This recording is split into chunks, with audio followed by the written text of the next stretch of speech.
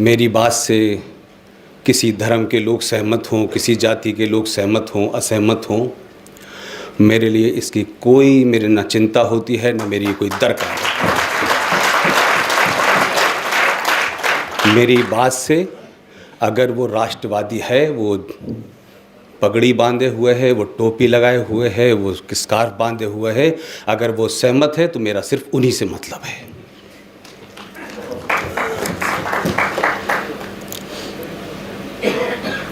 दो तीन बातें कह के मैं अपनी जो बात शुरू करता हूँ। बालाकोट के बारे में बात हुई, पाकिस्तान के बारे में बात हुई, हमारे देश के सेनाओं के बारे में बहुत बात हुई, हम सब लोगों ने बहुत ताली भी बजाई। लेकिन मेरी चिंता न पाकिस्तान है, न बांग्लादेश है, न बालाकोट है। मेरी चिंता यह है, मेरा अध्ययन और मेरा एक्सपीरियंस 27 साल का ये बताता है कि हमारे देश में समाज में अच्छे बने रहने, अच्छी बातों का मुलम्मा चढ़ा करके एक महान कहलवाने का बड़ा शौक़ है। हर आदमी इस बात से बचता है कि मेरे जाने के बाद लोग ये कहें कितने महान विचार थे उनके, कितनी बढ़िया बातें करते थे। देखिए साहब, लेकिन कोई बात सच्ची उसमें नहीं होती। लिहाजा मैं जहाँ पैदा हुआ, इस सभागार के और इस हॉस्पिटल और इस पूरे इंस्टीट्यूशन के हेड भी वहीं से पढ़े हुए हैं। मेरी पैदाइश उस जगह हुई है जहाँ कुरान मजीद कंपलसरी था। बहुत लोगों ने कुरान पढ़ा होगा। हिंदुस्तान के 35-40 करोड़ मुसलमान बड़ा दावा करते हैं कि उन्होंने कुरान शरीफ पढ़ा हुआ है। मेरा अपना मानना यह है कि या तो वो झूठ बोलते हैं या उन्होंने पढ़ा ही नहीं है। दुनिया में आप हर किस्म चीज़ का इस्तेमाल कर सकते हैं, कम से कम जो किताब आपकी, जिसे आप मुक़द्दस कहते हैं, जिसे आप पवित्र कहते हैं, या तो उसमें जो लिखा है उसको सरे बाज़ार बताओ कि उसमें क्या लिखा हुआ है, और लिखा हुआ है तो उस पर अमल करो। और अगर अमल करने से किसी की नाराज़गी बढ़ती है तो फिर झूठ मत बोलो। हमारे देश में आप सबको पता होगा कि पंजाब में सिख आतंकवाद की बात हुई थी। वो लोग किसी पॉलिटिकल मामला से वो शुरू हुआ था। सब जानते हैं कि वो एक पॉलिटिकल मूवमेंट था। लेकिन इस देश में 99% लोगों को ये कहने में देर नहीं लगी कि ये सिख आतंकवाद है। किसी को बगैर किसी जाने हुए, बगैर किसी उसकी जेनेसिस कहाँ से शुरू हुआ, क्यों शुरू हुआ, कौन लोग पीछे थे, क्या पॉलिटिकल ड्रामा खड़ा किया गया, लेकिन सिख आतंकवाद का धर्म पता चल गया। मैं सिंह साहब के एक बात के लिए ज़ाती तौर पे बड़ा सल्यूट करता हूँ। मुझे नहीं पता आप में से बहुत सारे लोगों को वो बात पता है या नहीं पता। जब इस देश में मीडिया राष्ट्रवादी नहीं था, जब इस देश में राष्ट्रवाद की बात करने से लोग शर्माते थे, पॉलिटिकल पार्टियों को लगता था कि राष्ट्रवाद की बात करना जो है गैर सेकुलरिज्म है, ये तो कम्युनलिज्म की बात है। इसी देश में एक सत्ताधारी पार्टी ने अपने सियासी मंसूबों को चलते हुए एक इतना बड़ा सान्हा, जिसका जिक्र आर.एस. सिंह साहब ने करा, 26/11 का। उस 26/11 के पीछे कौन लोग थे, माफ़ कीजिएगा, ये मैं बरेली में बात कर रहा हूँ, लाहौर में नहीं कर रहा। मानिए कि आपके दोस्त देश के लोग उसमें शामिल थे, आपके देश के नेता उसमें शामिल थे। ये बात अलग है कि उसकी प्लानिंग कहाँ हुई, कैसे हुई। ये ऐसे ही नहीं हुआ कि इस वक्त पाकिस्तान का जो वर्तमान फॉरेन मिनिस्टर है, जिस दिन भारत पे 26/11 को हमला हुआ, सिंह साहब, दिल्ली के अंदर एक महिलाओं का प्रेस क्लब है, जिसे इंडियन वुमेन प्रेस कोर कहते हैं, 5 विंडसर पैलेस मेरिडियन होटल के पास है। जिस वक्त उस हमले को अंजाम दिया जा रहा था, जो वर्तमान में पाकिस्तान का फॉरेन मिनिस्टर है शाह मोहम्मद कुरैशी, ये उस वक्त उस प्रेस कोर के अंदर दिल्ली में बैठा हुआ था। रात के 2 बजे सरकार ने प्लेन उसको स्पेशल दिया, कहा कि आप जल्दी से जल्दी चले जाएं। और ये ऐसे ही नहीं मुमकिन है कि वो हमला हुआ और 15 दिन के बाद कुछ मक्कार और मुनाफिकीन लोगों ने, जिसमें देवबंद का जो आपका स्कूल ऑफ थॉट है इस्लाम का, उसका सरबराह मदनी, महेश भट्ट, दिग्विजय सिंह और एक सड़क छाप पत्रकार अजीज बर्नी ने एक किताब लिखी कि 26/11 का हमला आरएसएस की साजिश थी। मैं फिर कह रहा हूं, पाकिस्तान, चाइना, बांग्लादेश, इसके निपटने के लिए दुनिया की बेहतरीन आपके पास आर्मी है, वो इशू नहीं है।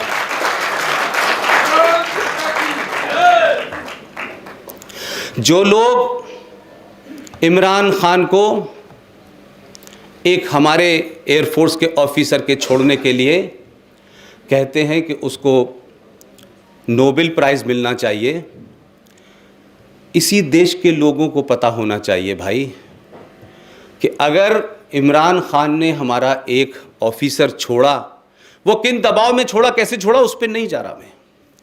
तो भारत के लोगों को पता होना चाहिए कि सन 1971 में पाकिस्तान के 93,000 फौजियों को आपने पकड़ा था, सरेंडर कराया था, 2 महीने तक उनको खाना खिलाया था, किसी के खुरच नहीं आई और उनको वापस भेज दिया। हमारे यहां तो लास्ट सिलसिला लग जाता, फिर अगर नोबेल प्राइज मिलने का मामला होता तो खत्म ही नहीं होते। लेकिन ये 2 सभ्यताओं की बात कर रहा हूं, जिस सभ्यता की बात जिन्ना साहब कहते थे, मैं कुछ बातों से सहमत हूं। ये जो गंगा जमुना तहजीब है, ये जो भाईचारा है, ये इससे बड़ा दुनिया का फ्रॉड कोई नहीं हो सकता, इससे बड़ा फ्रॉड नहीं हो सकता। ये झूठ और मक्कारी का मुलम्मा चढ़ा करके इस देश को मूर्ख बनाया जा रहा है।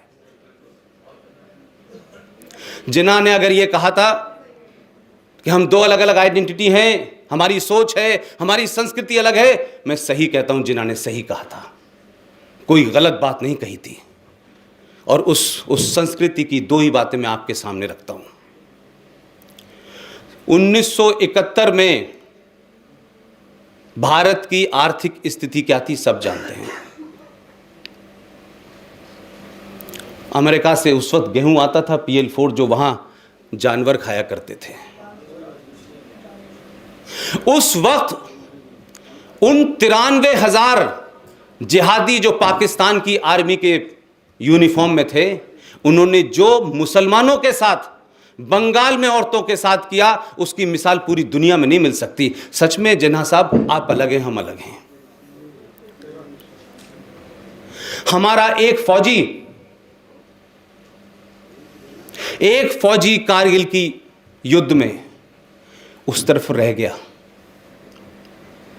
आज जो लोग नोबेल प्राइज देने की बात कर रहे हैं, चंद दिन पहले की बात है भाई। इतनी याददाश्त कमजोर नहीं है, और याददाश्त कमजोर अगर नहीं है तो तुम मक्कार हो, झूठे हो और किसी के एजेंट हो। एक फौजी जो वहां रह गया था,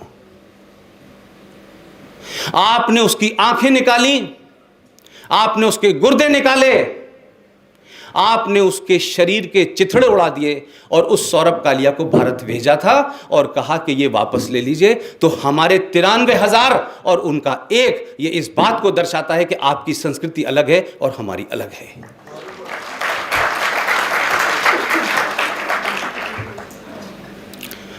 तो सिंह साहब, मुझे नहीं लगता कि इमरान खान को जो लोग नोबेल प्राइज दिलवा रहे हैं, नोबेल प्राइज बनाने की कंपनी बंद हो जाएगी। 93,000 कम से कम भारत को मिलने चाहिए थे, नहीं मिले।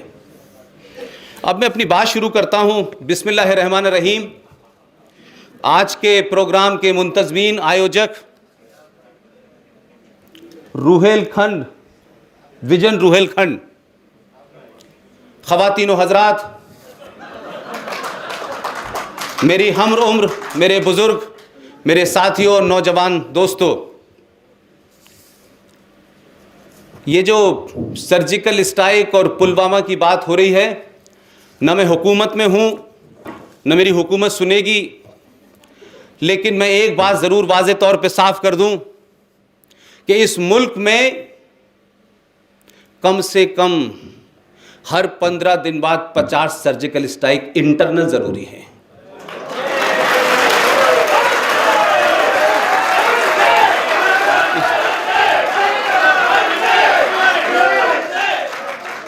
लेकिन मेरा दूसरा लाइन ये है कि सेनाओं को जो मैंडेट दिया जाता है, सेनाओं की जो ड्यूटी होती है, जो उनको बताया जाता है, जो समझाया जाता है, जिसकी ट्रेनिंग दी जाती है, उनको सिर्फ ट्रेनिंग इस बात की दी जाती है कि जो बॉर्डर के पास आएगा, उधर से आने की कोशिश करेगा, उस पे आपको एक्शन करना है। अगर इस देश में सर्जिकल स्ट्राइक, मैं क्यों कह रहा हूं हर 15 दिन बाद ज़रूरी है, तो वो सेना नहीं करेगी, वो समाज को करना पड़ेगा। और भारत का समाज अगर इस गलतफहमी में आ गया है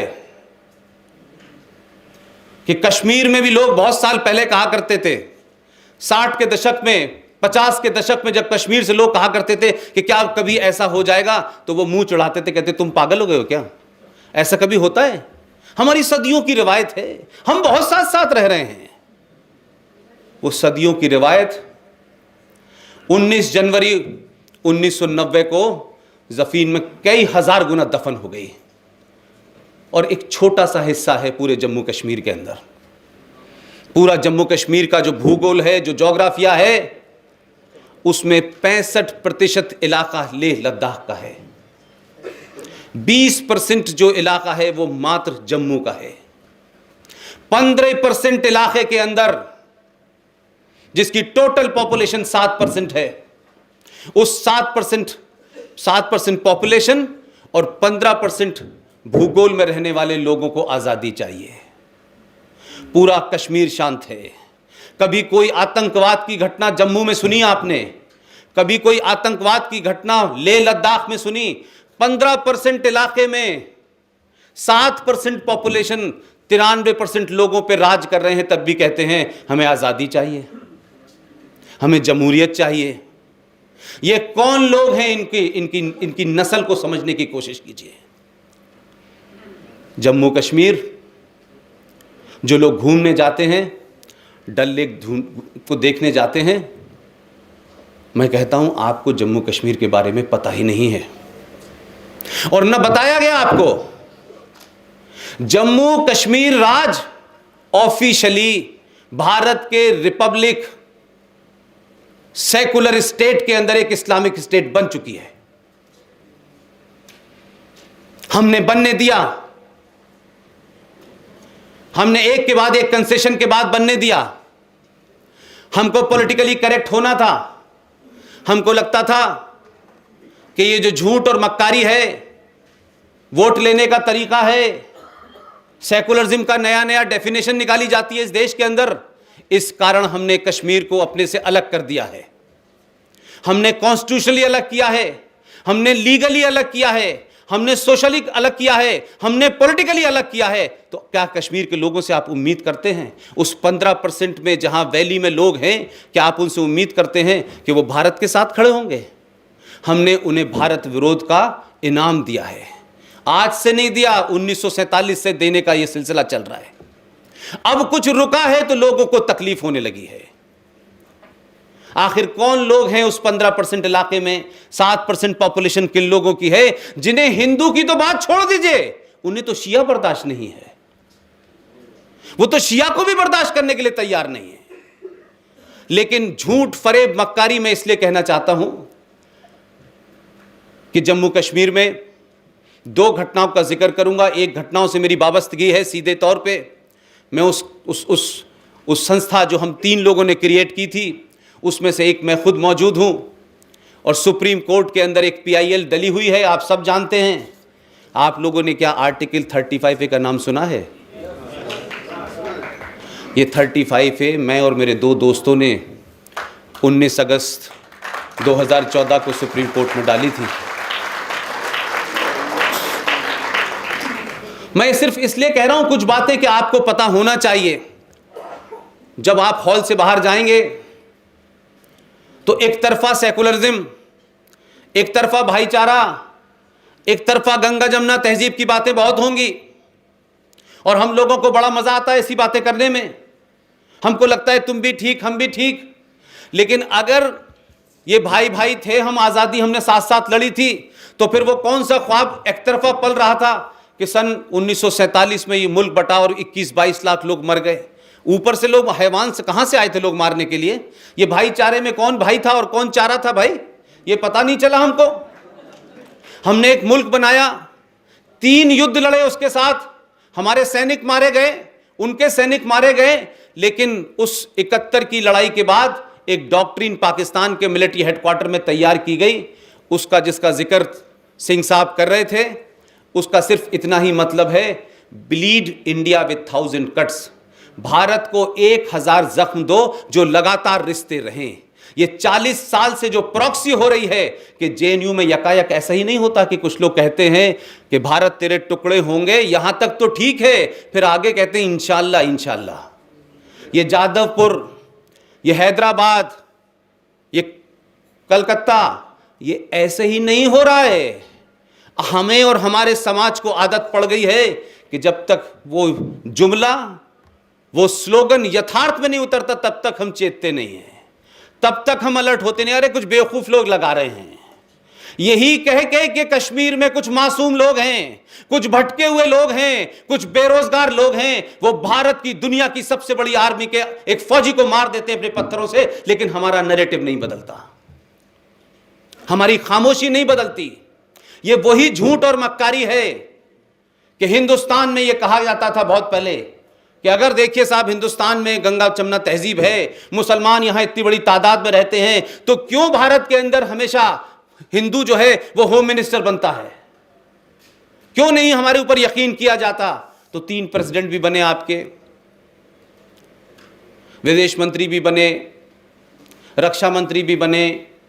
कोई ऐसी, मैं समझता हूं कि इस देश में तो कोई ऐसा पद नहीं है जहां मुसलमान ना रहा हो। लेकिन भारत ने, सरकार कौन सी थी कौन सी नहीं थी मुझे इसमें इंटरेस्ट नहीं है, पहली बार भारत के लोगों ने, मैं नहीं जानता कि भारत के लोगों की कितनी सैंक्शन रही होगी, सरकारों ने किस कारण से पहली बार 89 के अंदर मुफ्ती मोहम्मद सईद को भारत का पहला गृह मंत्री बनाया। हम आज हर छोटी छोटी बात पे सवाल पूछते हैं, हर छोटी छोटी बात पे राष्ट्रपति का, प्रधानमंत्री का, हर छोटी छोटी बात पे गृह मंत्री का इस्तीफा मांग लेते हैं, घेरने की कोशिश करते हैं, किसी ने घेरा नहीं। 11 महीने भारत का पहला गृह मंत्री मुसलमान रहा। उस दौर में 3 घटनाएं ऐसी घटी जिनके बारे में सिंह साहब जिक्र कर रहे थे। पूरे देश में उससे सवाल पूछना कम्युनलिज्म हो जाता, उससे घेरना कम्युनलिज्म हो जाता, ये राइट विंगर का दबाव हो जाता। उसके रहते हुए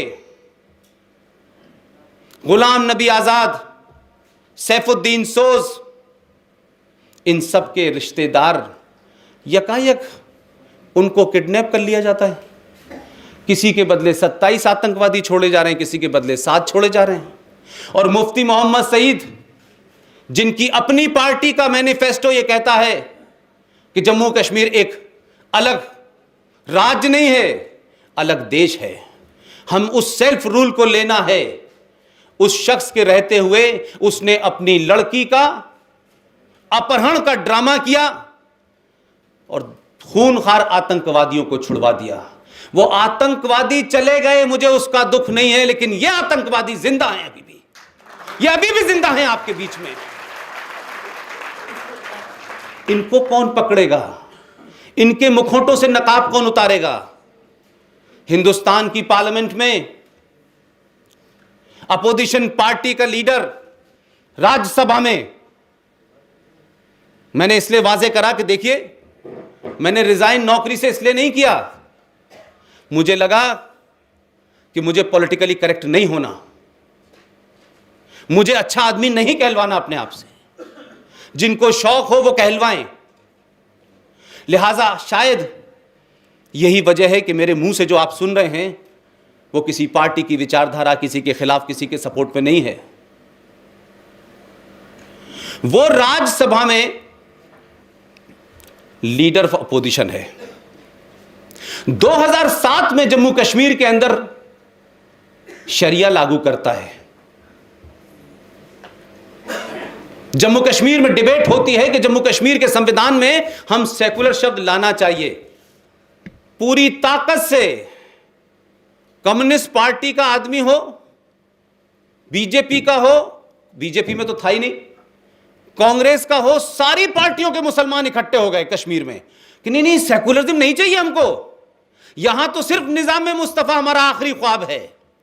वो मक्कार जब दिल्ली में आता है और भारत की पार्लियामेंट में बैठता है तो कहता है कि इस मुल्क को इस सरकार के आने से के बाद टूटने का डर है, राइट विंग ताकतें बढ़ रही हैं, देश को तोड़ने की कोशिश हो रही है। उस मक्कार से कोई ये नहीं पूछता है कि तुमने 70 साल में जम्मू कश्मीर के अंदर जो जो किया वो पाकिस्तान भी नहीं कर पाया, और तुम किसको जिम्मेदार ठहरा रहे हो भाई? तुमने यहां दबाव बनाया हिंदुस्तान में।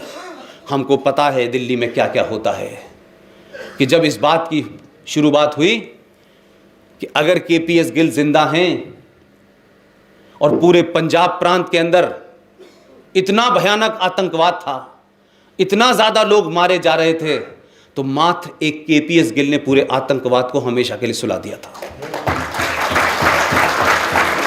लेकिन कौन लोग थे सत्ता में, जरा अपने चेहरे से नकाब उठाएं और बताएं कि जब यह हुआ कि केपीएस गिल को जम्मू कश्मीर क्यों नहीं भेजा जा सकता, तो लोगों ने कहा नहीं नहीं नहीं, वो सेंसिटिव है, वहां मुसलमान रहते हैं, तो मुसलमानों का आतंकवाद जस्टिफाइड है और सरदारों का नहीं है, इसलिए वहां कोई ऐसा आदमी नहीं भेजा जाए जो सीधे तौर पर एक्शन ले।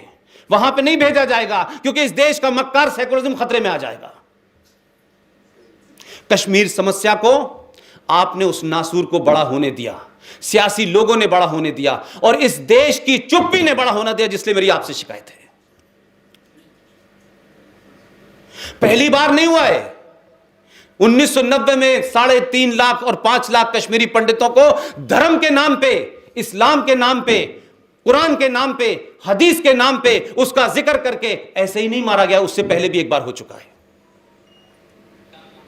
इस देश ने कानून बनाया 1988 में, सिंह साहब, वो कानून बना misuse of religious places through out the country.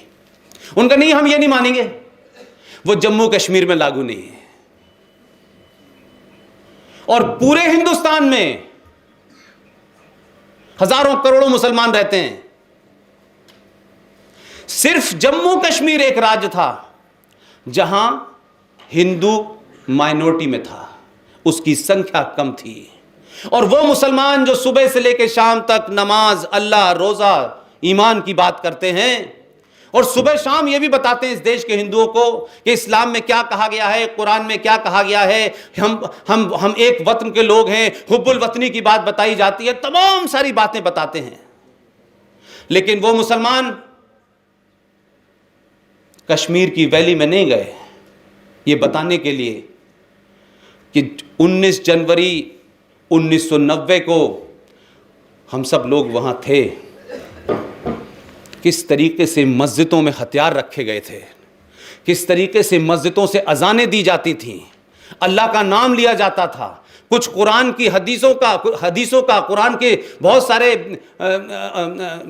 जो वो होती हैं उसमें सूरा, उनका जिक्र किया जाता था। और ये जिक्र करने के बाद ये सिलसिला 1 महीने तक चला। रात में जिन मस्जिदों की पवित्रता को खंडित किया तो उस मुसलमान ने किया, किसी हिंदू ने नहीं किया। और आपने कहा कि टीकालाल टपरू, कल उनकी शहादत होगी, उनके घर के बाहर रात में कागज चिपकाया गया और सुबह उनका कत्ल हो गया, और कहा कि यहां जो हिंदू हैं वो यहां से चले जाएं या मौत का सामना करें, हमें कश्मीर चाहिए, हिंदू पंडितों के बगैर और पंडित औरतों के साथ। ये नारे कहीं कोई गली कूचे में नहीं लग रहे थे, पूरी दुनिया को पता है भारत का मीडिया क्या करता है क्या नहीं करता है। दुनिया के मीडिया के पास सारा रिकॉर्ड है, सब देखिए जाकर के। लेकिन हम खामोश रहे। हमको लगा कश्मीर की प्रॉब्लम है, हमसे क्या फर्क पड़ता है, हम तो बरेली में ठीक हैं, हम तो दिल्ली में ठीक हैं, हम तो अलीगढ़ में ठीक हैं। यही वजह थी कि जब 3.5 लाख कश्मीरी हिंदू पंडितों को धर्म के नाम पे इस्लाम का जिक्र करते हुए जब आपने रेप किया, मर्डर किया, कई सारे लोग मारे गए, हजारों लोग बेघर हो गए, दिल्ली की सड़कों पे घूम रहे हैं, आप में से किसी ने कोई जुलूस नहीं निकाला। माय डियर, इस देश में कोई धरना प्रदर्शन नहीं हुआ।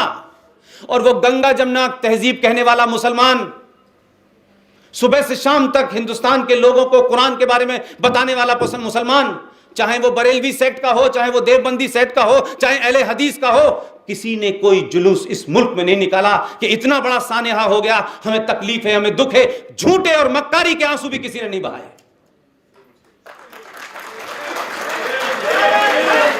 लेकिन जो लोग सर्टिफिकेट बांटते हैं ना सेकुलरिज्म का, मेरा उनसे पूछना है, इसी हिंदुस्तान में हमने देखा कि एक तरफ तो आपका रूप है कश्मीर, दूसरा है हिंदुस्तान। तो हिंदुस्तान के हिंदुओं को तो सेकुलर रहना चाहिए और मुसलमानों को कमलर रहना चाहिए। ये बहुत बढ़िया बात है भाई कि मुसलमान तो अपने एजेंडे पे रहेगा कि कश्मीर में हिंदू नहीं बच सकता। कश्मीर में आप धर्म के नाम पे मारेंगे, मालदा में मारेंगे, कैराना में मारेंगे, और फिर आप पूरे हिंदुस्तान से ये भी उम्मीद करेंगे कि वो सेकुलर रहे। माफ कीजिएगा, ये सेकुलरिज्म का बुखार इस मुल्क से बड़ा धीरे धीरे बाहर जा रहा है। और ये इसलिए देखिए, खतरा ये नहीं है। आप सब लोग आश्वस्त हो सकते हैं कि भारत बहुत सुरक्षित है। 12 साल पाकिस्तान रहा हूं मैं, जन्म भी मैंने वहां हुआ जहां पाकिस्तान की शुरुआत हुई। सही नहीं बताते हैं लोग, इतिहास गलत बताते हैं। मेरे एक्स साथी हैं, 2 फ्रॉड बड़े जबरदस्त इस मुल्क में क्रिएट किए गए, क्रिएट होने दिए। एक साहब का नाम था सर सैयद अहमद खान अग्रवाल साहब, डॉक्टर साहब। आप भी वहीं से पढ़े हुए, मैं भी वहीं से पढ़ा हुआ हूं। आप डिग्री लेके आ गए, मैं पैदा भी वहीं हुआ और डिग्री लेके नहीं आया।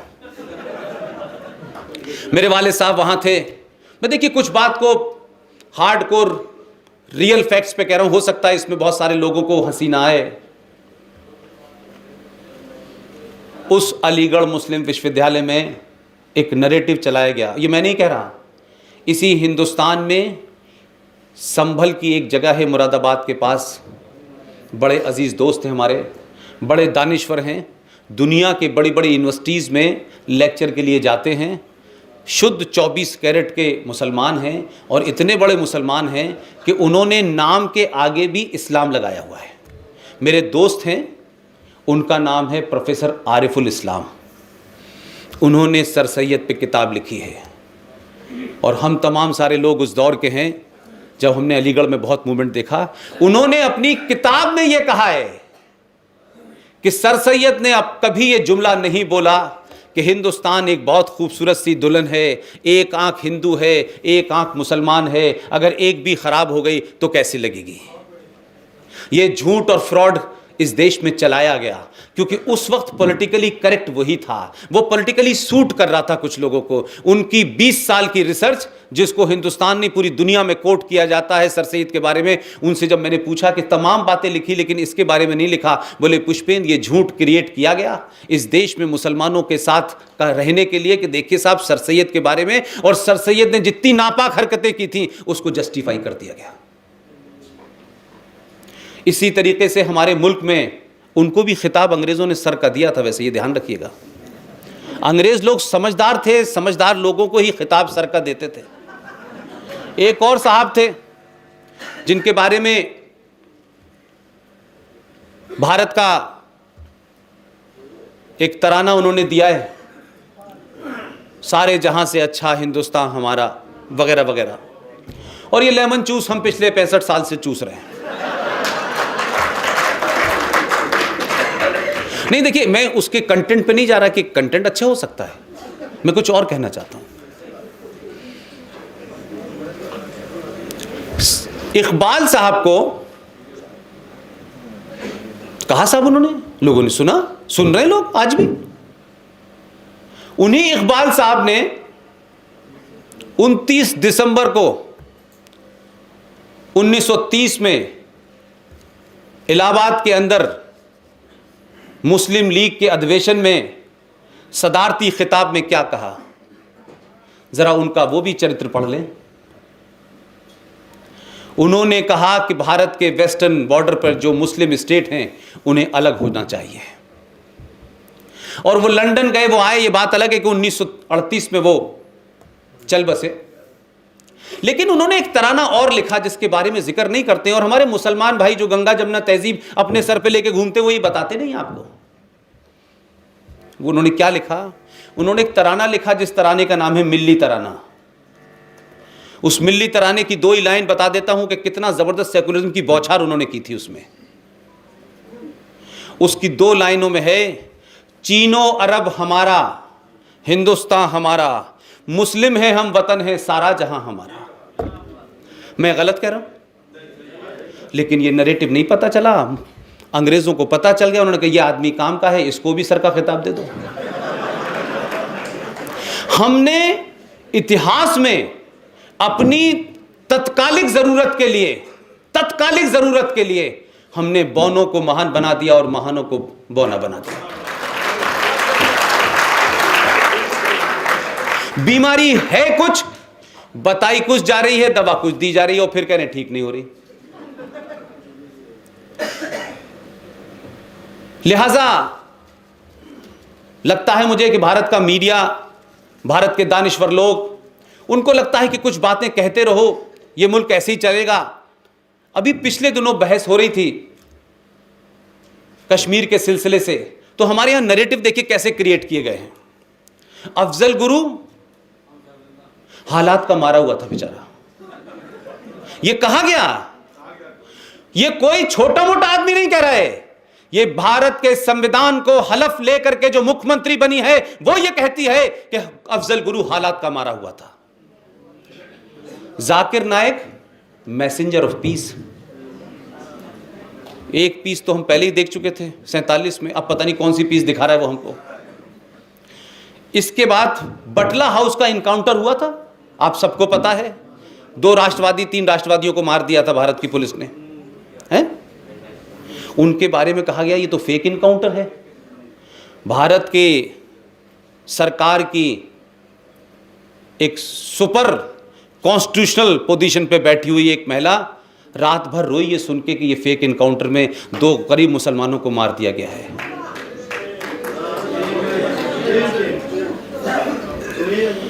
बुरहान वानी का जब फौज ने मर्डर किया, उसको मारा घेर करके, तो एक मोहतरमा ने कहा innocent boy of a poor headmaster. 26/11 के बारे में मैं आपको बता चुका, हिंदू आतंकवाद खड़ा हो गया इस देश में। लेकिन कल परसों एक घटना हुई है, एक घटना हुई है। हम में से कितने लोगों ने कहा वो इनोसेंट बॉय था बेचारा, जिसने न्यूजीलैंड में इतने लोगों को मार दिया, वो भी तो इनोसेंट होगा? वो नहीं हो सकता? वो क्यों नहीं हो सकता? वो भी हालात का मारा होगा। उसने अपनी पोस्ट में लिखा है, कम से कम वो ईमानदार है, उसने बताया तो मैंने क्यों मारा, वो झूठ नहीं बोला। उसको हमारी तरह गंगा जमुना तहजीब का फ्रॉड नहीं चाहिए, उसको पॉलिटिकली करेक्ट नहीं होना है। उसने अपने पूरे स्टेटमेंट में जब ये कार्य करने गया, उसने लिखा मैंने क्यों मारा, और उसने कहा कि जो लोग इस्लाम का और कुरान का हदीस का हवाला लेकर के जब किसी की हत्या करते हैं तो पूरी दुनिया में जो प्रतिक्रिया होनी चाहिए वो नहीं होती। जिस वक्त बस चढ़ाई गई लंदन में, कुछ लोगों के ऊपर जो बस चढ़ा दी गई थी, उसमें एक बच्ची बैठी हुई थी 8 साल की। वो बच्ची जिस खिलौने से खेल रही थी, वो बच्ची न तो सुन सकती थी न बोल सकती थी, उसको पता ही नहीं चला बस चढ़ गई उसके ऊपर। उस आदमी को, उस शख्स को सारी रिकॉर्ड पे आ गया है, कोई छुपी हुई बात नहीं है। और ये भारत सरकार के डॉक्यूमेंट ने या बीजेपी आरएसएस के ने, कहां से कोई प्रेस रिलीज नहीं आई है, जाके देखे कि उसने क्या लिखा है कि जिस तरीके से न्यूजीलैंड में ये शांति प्रिय देश के लोग, ये शांति प्रिय धर्म के लोग वहां जाकर के उत्पात मचा रहे हैं, जो हालात क्रिएट इन्होंने लंदन में कर दिए हैं, फ्रांस में कर दिए हैं, सब जगह ऐसे हालात पैदा इन्होंने कर दिए हैं कि जो लोग जिंदगी में कभी अमानवीय नहीं हो सकते, उनको ये अमानवीय बनाने पे तुल गए हैं। उस लड़के ने इसलिए मस्जिद में घुस के मारा क्योंकि वहां थोड़ी देर पहले ही बांग्लादेश की टीम क्रिकेट की थी, वो वहां आने वाली थी, वो वहां नहीं आई या वो वहां से चली गई। ये जो माइग्रेंट गए हैं, जिन्होंने न्यूजीलैंड के कल्चर को बर्बाद कर दिया है, जो रेप को जस्टिफाई करते हैं, और हमारे मित्र ये पवन जी बैठे हुए हैं, ये बहुत पढ़ते हैं। स्वीडन में एक नोट जारी हुआ है, और वो नोट क्या है? नोट में यह कहा गया कि मुसलमानों, तुम हमारी औरतों को ले जाना चाहते हो, उनको सेक्सुअल अब्यूज करना चाहते हो, कर लो, लेकिन खुदा के वास्ते मांस रेप मत करना। यह नोटिस स्वीडन में निकला है। या नहीं, वो लोग लड़ नहीं सकते, यहां तक कंप्रोमाइज कर लिया है कि हमारी औरतों, लड़कियों को अगर तुम ले जाते हो तो तुम्हें जो कुछ करना है करना, लेकिन मांस रेप मत करना। यह ऑफिशियली जारी हो रहा है। उनकी दयनीय स्थिति देखिए। लेकिन जिस वक्त म्यांमार से मुसलमान भाग करके पूरी दुनिया में जा रहे थे, तो एक किसी ने तस्वीर छाप दी कि एक बच्चा समुद्र के किनारे पड़ा है, पूरी दुनिया की मानवता जग गई, हिंदुस्तानियों की मानवता जग गई। लेकिन आज उनके लिए कोई नहीं बोल रहा है जो उनको फेस करना पड़ रहा है। मैं बार बार एक ही बात कहता हूं हिंदुस्तान के मुसलमानों से, बगैर किसी लाग लपेट के, दुनिया में दो बातें ध्यान रखिएगा। आपके पास किताब है, किताब में जो लिखा है वो करिए, लेकिन उसके बारे में झूठ मत बोलिए। झूठ मत बोलिए। आप झूठ बोलेंगे तो पूरी दुनिया में जो कुछ हो रहा है वही होगा। और हिंदुस्तान तो 700 साल तक इसी इस्लामिक रूल के तहत गुलाम रहा। मुझे अफसोस इस बात का है कि हमारे देश आजाद होने के बाद भी आज मालूम है क्या होता है? सलमानी, रहमानी, फारूक, बेग, ये सब आते हैं छोटे भाई का पजामा, बड़े भाई का कुर्ता पहने हुए टेलीविजन पे। वो आए, वो कुर्ता छोटा पहने या पजामा पहने, ये मेरा कोई लेना देना नहीं है। लेकिन आप देखिए इसी मुल्क के अंदर जो पाकिस्तान के इतिहास में पढ़ाया जाता है, जो पाकिस्तान में बताया जाता है, वैसे ही हिंदुस्तान में बड़े सारे मुसलमानों की ख्वाहिश कुछ ऐसे ही है। और इस ख्वाहिश के बारे में मैं नहीं कह रहा, हिंदुस्तान का extreme leftist, extreme secular journalist, जिनका अब देहांत हो गया कुछ दिन पहले, कुलदीप नैयर साहब की बात कर रहा हूं मैं। कुलदीप नैयर साहब ने अपनी किताब में लिखा है कि पूरा पाकिस्तान बनने के बाद आज तक उनको इस बात का दुख है, और भारत में भी मुसलमानों का एक बहुत बड़ा वर्ग है जो ये चाहता है कि जो मुगल यहां आए थे, उन्होंने अंग्रेज़ों ने उनसे हुकूमत छीनी थी, अंग्रेज़ों के जाने के बाद ये मुसलमानों को मिलनी चाहिए थी, लेकिन हिंदुओं ने अंग्रेज़ों के साथ मिलकर ये षड्यंत्र किया और हमारा पाकिस्तान बना के हमको अलग कर दिया। और आज हिंदुस्तान में मुसलमान जब तक अपने उस ग्लोरी को जो बाबर से शुरू हुई थी, औरंगजेब से होते होते अकबर तक ख़त्म नहीं हुई, जब तक वो प्राप्त कर लेगा नहीं, तब तक ये गज़वाए हिंद पूरा नहीं होगा और हम चैन से नहीं बैठेंगे। ये मैं नहीं कह रहा, उन मुसलमानों के बारे में ये बात कुलदीप नैयर कह के गया है। लिहाजा जिस गज़वाए हिंद को आप नहीं जानते हैं, जिस दारुल हरब और दारुल इस्लाम के बारे में आप नहीं जानते हैं, मुसलमानों से ज्यादा इस देश के हिंदुओं को जानने की जरूरत है। कुरान शरीफ को पढ़ने की सबसे ज्यादा जरूरत हिंदुओं को है। मुसलमानों ने तो 1400 साल पहले ही पढ़ लिया था, वो तो पढ़ना ही नहीं चाहते। उन्होंने जो कुछ बता दिया गया है वो जेर जबर हट ही नहीं सकता। नहीं हटाएं, कोई दिक्कत की बात नहीं है। और वो ये मानते हैं कि दुनिया में उस किताब के बाद किताब की जरूरत ही नहीं है, लेकिन फिर भी पीएचडी करने जाते हैं। मैं कह रहा हूं कि पुलवामा के बाद जो हुआ, एक फिल्म बनी थी पुलवामा से पहले, उरी, उसके बारे में आपने देखा होगा, पूरे देश में बड़े नारे लग रहे थे, सब जगह बड़ा एक एक्साइटिंग माहौल था। उस फिल्म बनी, वो फिल्म में था हाउस द जोश, जो भी हो। लेकिन अलीगढ़ मुस्लिम विश्वविद्यालय, वहां एक पीएचडी करने वाले स्टूडेंट ने अपने ट्विटर पे लिखा, हाउस द जैश। ये एक बात नहीं है, ये एक किसी इंडिविजुअल का कृत्य नहीं है, ये सोच बताती है, ये थॉट की बात है। मैं बार बार कहता हूं कि ये चौथा युद्ध जो पानीपत का इस मुल्क में होने वाला है, कल हो, परसों हो, 1 साल बाद हो, 2 साल बाद हो, ये हथियारों से नहीं लड़ा जाएगा, ये वैचारिक क्रांति से लड़ा जाएगा। आपका दुश्मन आपके बीच में बैठा है। 70 साल में उसने इस देश के संविधान के तहत जायज नाजायज ऐसी चीजें ले रखी हैं कि आप उनको हटाना शुरू करेंगे तो 100 साल लग जाएंगे। इसलिए मैं आर्टिकल 35 जम्मू कश्मीर में क्या है उसको बहुत ब्रीफ में इसलिए बताना चाहता हूं कि जब हमने ये PIL दाखिल की थी तब शायद हमें यह गलत फहमी थी कि पूरे देश को पता चल जाएगा, लेकिन 4 साल होने के बाद हम 3 साथियों में थे, एक साथी का मर्डर हो गया, लेकिन ये मुहिम नहीं रुकी। लेकिन 35A संविधान जुडिशरी से ज्यादा महत्वपूर्ण आपको पता होना चाहिए, जो आपको पता या नहीं गया। 14 मई 1954 को भारत के राष्ट्रपति राजेंद्र प्रसाद के माध्यम से जवाहरलाल नेहरू ने अपने दोस्त शेख अब्दुल्ला की नाजायज मांगों को जस्टिफाई करने के लिए, सेटिस्फाई करने के लिए राष्ट्रपति से एक आदेश दिलवाया। कहा कि आप ये आदेश दे दें। राजेंद्र प्रसाद ने मने किया कि ये तो इलीगल है, ये गलत है, ये नहीं करना चाहिए। उन्होंने कहा इसमें कुछ मामलात हैं जो मैं आपको बाद में बताऊंगा। ये तमाम जो कन्वर्सेशन है ये मेरे पास ही नहीं है, सब कुछ अवेलेबल है। शेख अब्दुल्ला की डिमांड थी कि भारत का प्रधानमंत्री होगा, लेकिन मैं एक इंडिपेंडेंट स्टेट हूं, मेरा भी प्रधानमंत्री होना चाहिए। जवाहरलाल नेहरू कहा आप प्रधानमंत्री हो जाइए। आप सबको याद होगा शुरू के दिनों में कई सालों तक जम्मू कश्मीर में चीफ मिनिस्टर नहीं होता था, वजीर आजम हुआ करता था। वहां की असेंबली की उम्र 6 साल है। उसी के चलते एक नाजायज काम करवाया गया और 14 मई 1954 को भारत के संविधान में एक धारा के नाम पे राष्ट्रपति के एक आदेश को जोड़ा गया जिसको आर्टिकल 35A कहते हैं। तो ये आखिर आर्टिकल 35 है। मैं लॉ का स्टूडेंट नहीं हूं, पॉलिटिकल साइंस का स्टूडेंट हूं। यहां तमाम कोई लीगल ईगल बैठा हो, मुझे बता दीजिए कि क्या भारत के संविधान में कोई चीज जोड़ी या घटाई किसी एक आदेश से हो सकती है? क्या भारत की पार्लियामेंट के दोनों सदनों के बाद होगी? लेकिन आप माफ कीजिएगा,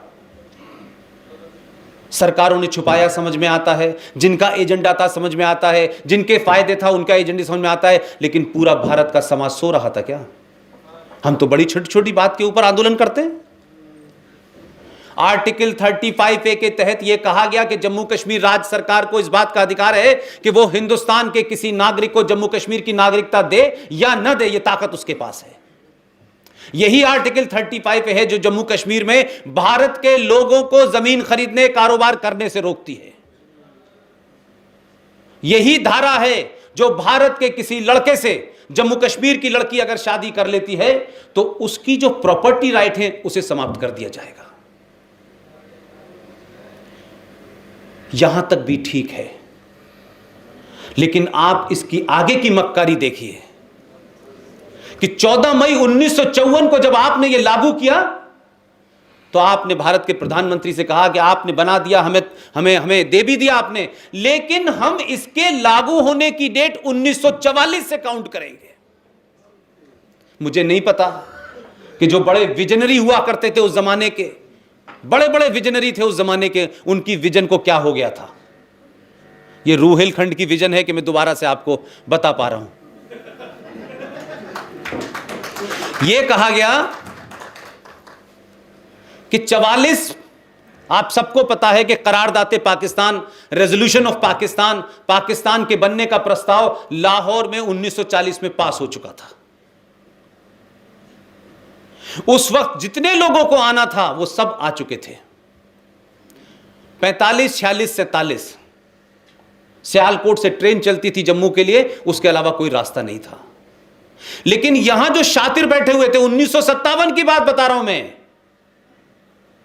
1957 के शातिर लोगों ने नेहरू जी से जब यह कहा कि हम इसको 1944 से काउंट करेंगे, तो नेहरू जी ने कहा यह भी ले लो।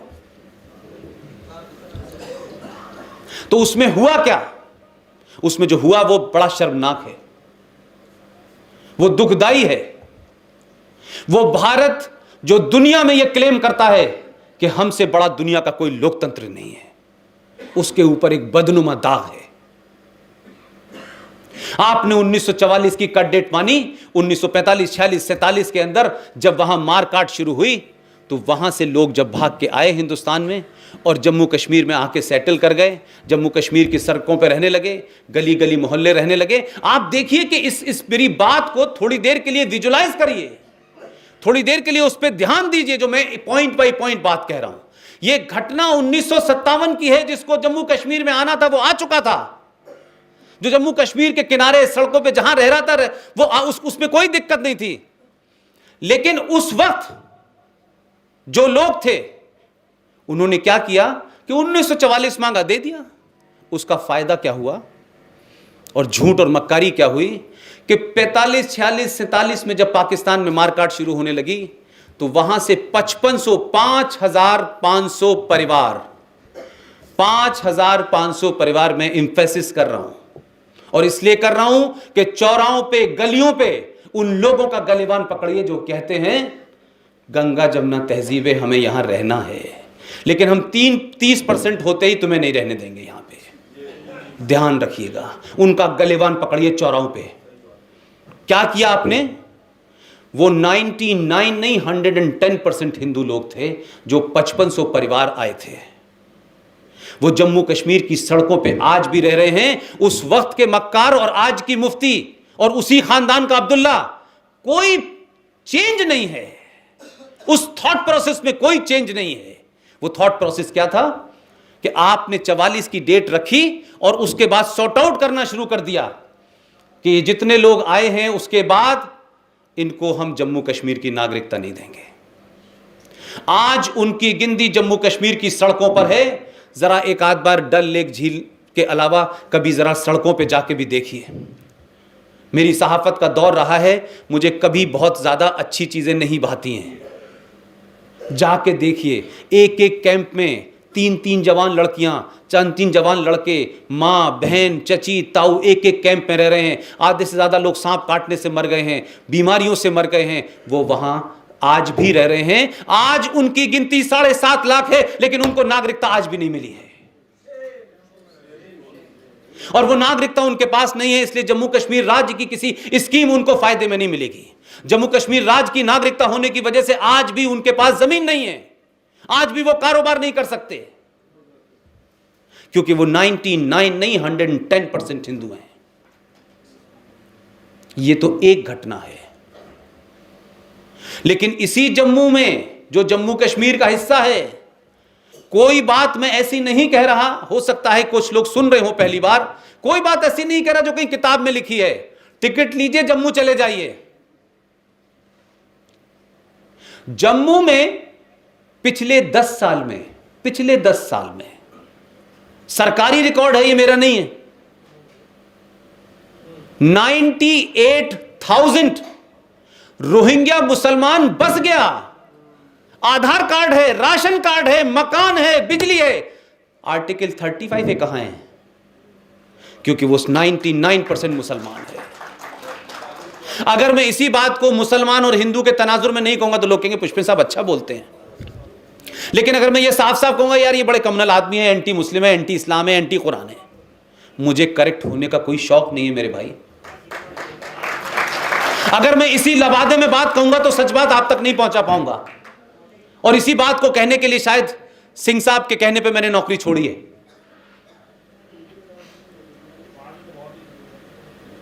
उसके आगे की घटना बता रहा हूं आपको। ये चैप्टर अभी क्लोज नहीं हुआ है। मैं जानबूझ के कश्मीर पे एम्फेसिस थोड़ी देर करना चाहता हूं। आपने 1954 में ये किया। वो लोग आज भी बेघर हैं, आज भी भीख पे पलते हैं, चले जाएंगे तो आपको तरफ ऐसे देखेंगे कि पता नहीं कुछ हमारी मदद कर दें। 7.5 लाख लोग हैं, उनको लोकसभा में वोट देने का अधिकार है, राज्यसभा में वोट देने का अधिकार राज्य में नहीं है, पंचायत में नहीं है, खड़े नहीं हो सकते।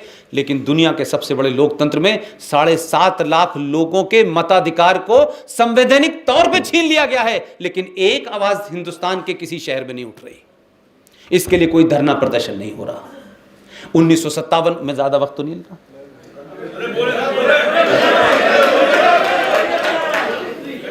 1957 में जम्मू कश्मीर में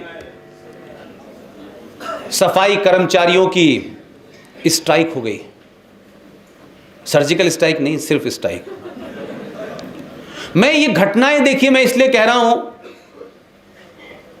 कि अगर आपकी उंगली में जख्म है और आपने कहा ऐसे ही हो जाता है, तो कोई ज़रूरी नहीं है कि वो बड़ा ज़ख्म न बन जाए किसी दिन। अगर बीमारी का इलाज राइट टाइम पे नहीं होगा तो बीमारी को कैंसर बनते पता नहीं चलेगा आपको। 1957 में जम्मू कश्मीर राज्य के अंदर सफाई कर्मचारियों ने हड़ताल कर दी। तो शेख साहब हैं, वो तो करते हैं, पानी तो डालते नहीं हैं। ये तो कैसी के बात। तो उन्होंने क्या किया कि भाई ऐसा है कि अब ये हड़ताल हो गई है, अब शेख साहब को तो जाना ही है, उसमें तो रुकावट नहीं आ सकती। 2 महीने ऐसे हालात कर दिए शेख साहब ने कि ना अपने पे पानी डाला ना दूसरे के पानी डाला। आखिर में स्थिति ये हो गई कि महामारी फैल गई, कुछ लोग मरने लगे, बीमारी हो गई, पूरे देश राज्य में हंगामा हो गया। तो उस वक्त के बख्शी गुलाम मोहम्मद साहब वहाँ के प्राइम मिनिस्टर थे 1957 में। उन्होंने एक रेमेडी निकाली। उन्होंने कहा यहाँ से पठानकोट जाइए, अमृतसर जाइए, वहाँ से कुछ लोगों को लेके आइए जो इस काम के एक्सपर्ट हैं। तो 200 वाल्मीकि लोगों को जम्मू कश्मीर की उस वक्त की सरकार ने लिखित मुआहदे के साथ बुलाया और उनसे विनती की कि आपको हम आपको नौकरी भी देंगे, हम आपको नागरिकता भी देंगे। वो 1957 के, जब आज के बहुत बेचारे दलितों को नहीं पता कि मायावती कौन है, आज के दलितों को नहीं पता कि प्रकाश अंबेडकर कौन है, तो उस वक्त उन बेचारों की क्या दयनीय स्थिति होगी, क्या एजुकेशनल क्वालिफिकेशन होगा, क्या उनका आईक्यू होगा, उन्होंने पूछा ही नहीं। उन्होंने कहा साहब आपको बस नागरिकता देंगे, वो ठीक है, उन खुश हो गए, नौकरी मिल गई, काम करने लगे। फ़कत देखिए ये बात, मैं नफरत बता रहा हूं, ये नफरत कह रहा हूं कि हिंदू के प्रति कितनी डीप नफरत है, कितनी डीप नफरत है। और हम कह रहे हैं कि जम्मू कश्मीर में भाईचारा होना चाहिए। 1957 में जब वो 200 परिवार वहां गए, वो 200 गिनती में लोग गए, उन्होंने काम शुरू कर दिया, बात ख़त्म हो गई।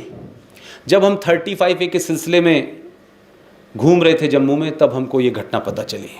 हम भी ईमानदारी से कहते हैं, क्योंकि हमारा वो एरिया नहीं था, ये हम किसी मुहिम के तहत हम कर रहे थे कि हमको ये कुछ पता करना है। तब पता ये चला कि वो जो दलित परिवार जो गए थे, आज उनकी गिनती 2.5 लाख है। उस परिवार की एक लड़की पढ़ने बाहर चली गई मुंबई, उसका नाम है सीमा गिल। उस लड़की ने राज्य में नौकरी के लिए जब अप्लाई किया तो कहा गया कि साहब आप अपना ये सर्टिफिकेट दीजिए, ये सर्टिफिकेट दीजिए। आखिर में उससे कहा कि आपका PRC कहाँ है? PRC होता है परमानेंट रेजिडेंट सर्टिफिकेट। वो गरीब दलित लड़की थी, बाहर से पढ़ के तो आई थी, लेकिन उसको ये पता नहीं था कि यहाँ पे मुझे ऐसे ही है कि कल यकायक मुझसे कोई कहे कि भारत की नागरिकता का सर्टिफिकेट दीजिए। कोई मुझसे ऐसे ही मांग ले तो मैं कहूँगा मुझे नागरिकता देने के सर्टिफिकेट देने की ज़रूरत क्या है भाई, मैं हूँ।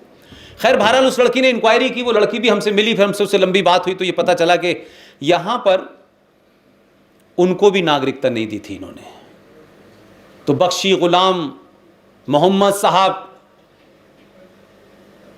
इस्लाम के मानने वाले, निज़ाम मुस्तफ़ा की बात कहने वाले, उन्होंने उन 200 लोगों से झूठ बोला। झूठ बोला, इसका भी दुख नहीं है। इससे बड़ी घटना बता देता हूं।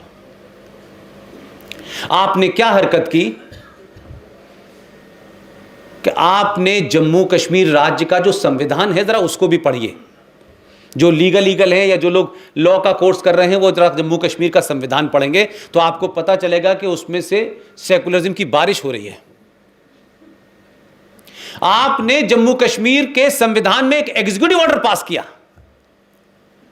और उस एग्जीक्यूटिव ऑर्डर 6.7.8.9 और ये कह के गए, लिखित में है ये संविधान के अंदर ऑर्डर लगा हुआ है एनेक्स्चर के साथ में कि फला फला डेट के अंदर असेंबली में ये पास किया गया कि ये जो 200 लोग आए हैं इनको नागरिकता तो नहीं मिल सकती, क्योंकि हम 57 में लाए थे, 54 में नागरिकता का कानून बन चुका था।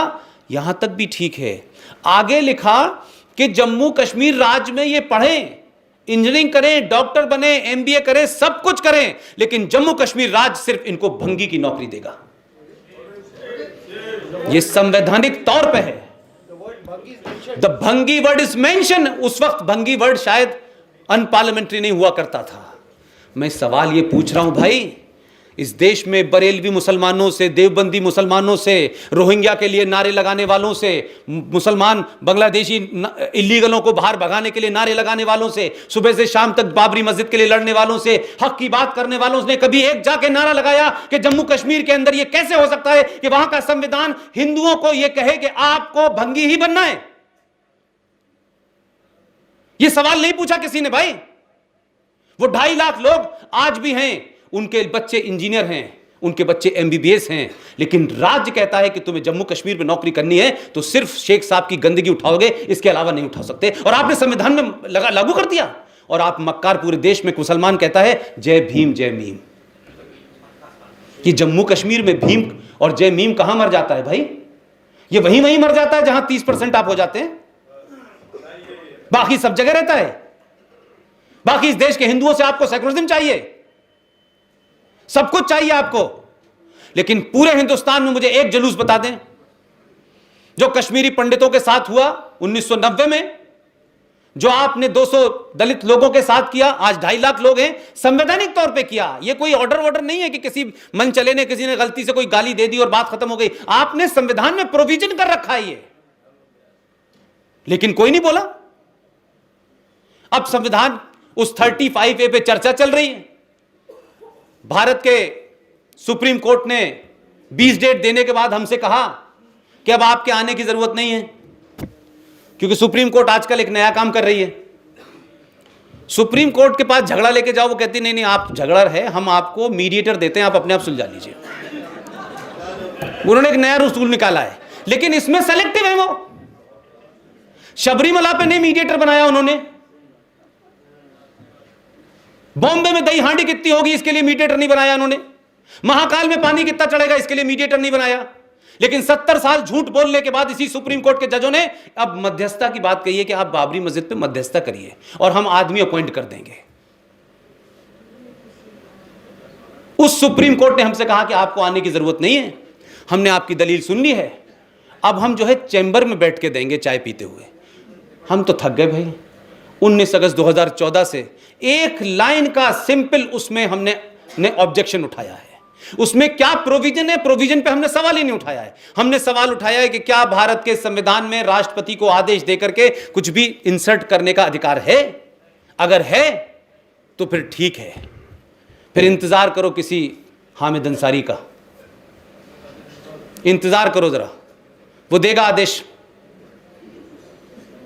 और अगर नहीं है तो फिर इसको खारिज कीजिए। और अगर आपको लगता है कि माजी में गलती हो गई है आपसे, तो भारत की सरकार को आदेश दीजिए कि पार्लियामेंट के दोनों सदनों से पास करें, हम मान लेंगे।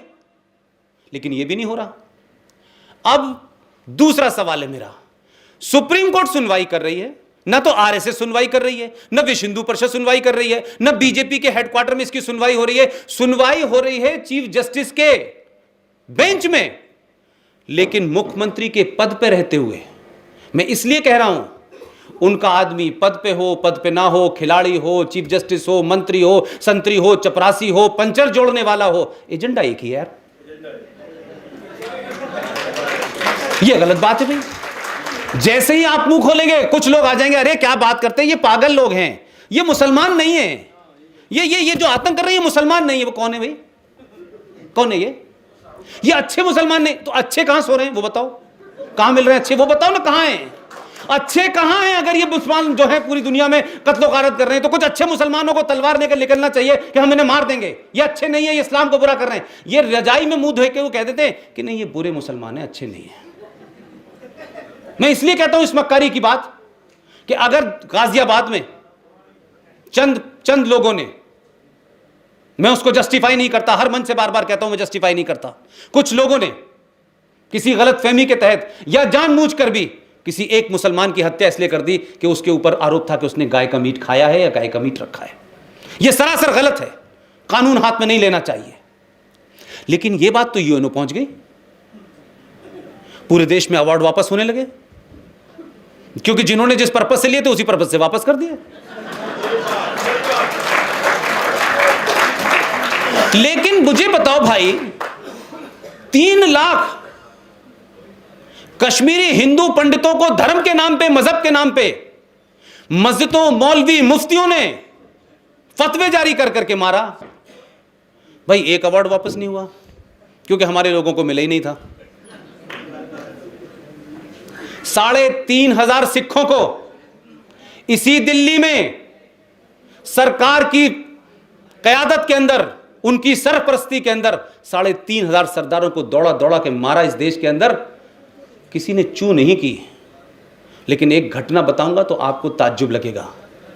इस देश का सबसे पढ़ा लिखा, सबसे रईस, पॉलिटिकली मोस्ट पावरफुल परिवार, जिसका नाना इस देश का राष्ट्रपति था, जिसके वालिद साहब अब्बा जान इस देश के विदेश मंत्री थे, गवर्नर थे, उस घर में 2 बेटियों की शादी साउथ इंडियन ब्राह्मण से हुई है। उनकी अपनी पत्नी भी क्रिश्चियन है।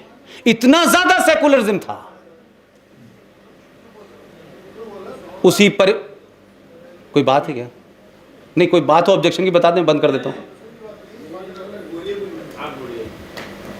उसी परिवार का एक शख्स, कांग्रेस पार्टी का बड़ा लीडर, सुप्रीम कोर्ट का बहुत बड़ा वकील, बहुत सोफिस्टिकेटेड आदमी, 1985 में एक किताब लिखता है। 1984 में दिसंबर में पूरे दिल्ली में 3,500 सिखों को भीड़ तंत्र मारता है, दौड़ा दौड़ा के मारता है। कारण की बात पे नहीं जा रहा हूं मैं, लेकिन 1985 में एक किताब लिखी जाती है, my home the saga of Indian Muslim. उस किताब को जरा पढ़िए। यह हिंदुस्तान का सबसे इंटेलेक्चुअल आदमी है, ऑक्सफोर्ड से पढ़ के आया है। इतनी लंबी कहानी है उसके परिवार में कि कोई आदमी ऐसा नहीं है जिसने कोई जो है हिल हिल के कुरान शरीफ पढ़ लिया हो, बाकी उसे पता ही नहीं हो। बहुत पढ़ा लिखा आदमी है, मैं उसकी दानिश्वरी की इज्जत करता हूं। बहुत पढ़ा लिखा आदमी, कई किताबें लिखी हैं। लेकिन इस किताब में लिखता है, ये 1985 में किताब छप रही है, 1984 में हो चुका है, कांग्रेस का बड़ा लीडर है। लेकिन ये बात कभी आपने पढ़ी नहीं, क्योंकि आपको पढ़ने का शौक नहीं है। पढ़िए, उस किताब पे उसने लिखा कि जिस वक्त पूरे हिंदुस्तान में सिखों को हिंदू मार रहे थे, ये साफ साफ लिखा है, कोई कॉमा फुल स्टॉप ऊपर नीचे नहीं कर रहा मैं, पेज नंबर आई थिंक 256, रूपा वालों की किताब है। उसने लिखा कि जब सिखों को हिंदू मार रहे थे तो हिंदुस्तान का मुसलमान सबसे ज्यादा खुश था, मुतमईन था, संतुष्ट था कि ये वो दो कौमें हैं जिन्होंने पार्टीशन के वक्त मुसलमानों को मारा था। यह सोच है हिंदुस्तान के एक मंत्री की, उस आदमी की जिसका बाप इस देश का विदेश मंत्री रहा हो, जिसके घर में नाना इस देश का राष्ट्रपति रहा हो। यह सोच थी भाई। हम उनसे उम्मीद कर रहे हैं जिस सोच के लोगों का थॉट प्रोसेस ये हो, उनसे आप उम्मीद कर रहे हैं कि हिंदुस्तान पे संकट आएगा तो भारत का उपराष्ट्रपति, एक यूनिवर्सिटी का वाइस चांसलर, माइनॉरिटी कमीशन का चेयरमैन, ईरान में राजदूत और भारत का 2 बार उपराष्ट्रपति बनता है। उसके पूरे खानदान की हिस्ट्री मेरे पास है, क्योंकि आधे से ज्यादा लोग जो है माफिया डॉन है उसमें। वो उतरते ही कुर्सी से कहता है कि मुसलमान को भारत में डर लगता है। तो तुम्हें तो लग नहीं रहा था 12-13 साल से?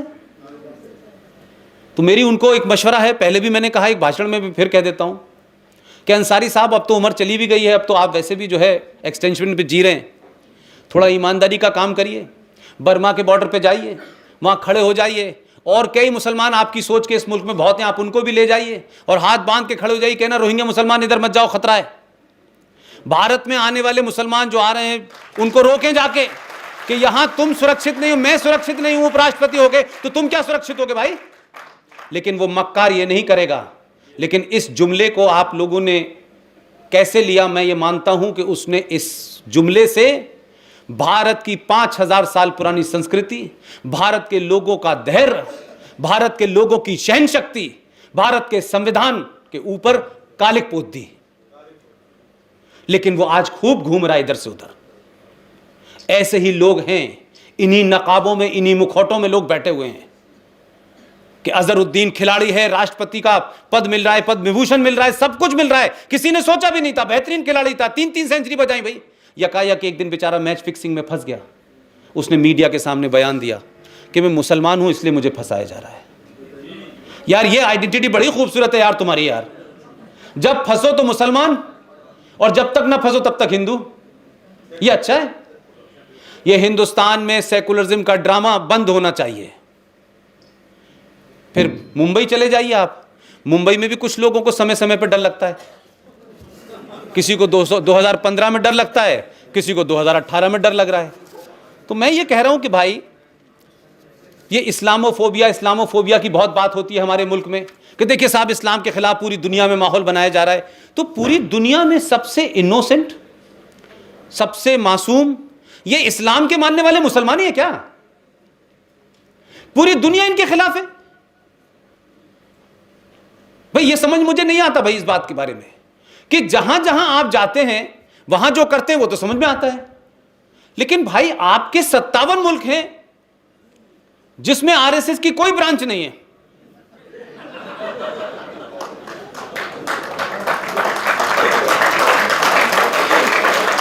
और कोई षड्यंत्र नहीं कर रहे वो बेचारे षड्यंत्र भी करना चाहें तो केशव कुंज से बाहर नहीं जाएगा। लेकिन मैं ये पूछना चाहता हूं भाई 57 मुल्कों में न पुष्पेंद्र है, न आरएसएन सिंह है, न जीडी बख्शी है, न सुशील पंडित हैं, न डॉक्टर साहब हैं। तो भाई तुम किसको मार रहे हो? कोई एक मुल्क मुझे बता दें कि वहां पुरअमन है इसलिए कि यहां अल्लाह की हुकूमत है, यहां मुस्तफा का निजाम है, यहां सब कुछ ठीक ठाक चल रहा है, यहां किसी को कोई प्रॉब्लम नहीं है। एक मुल्क में शांति नहीं है, एक मुल्क में शांति नहीं है। और जिस मुल्क ने 700 साल आपकी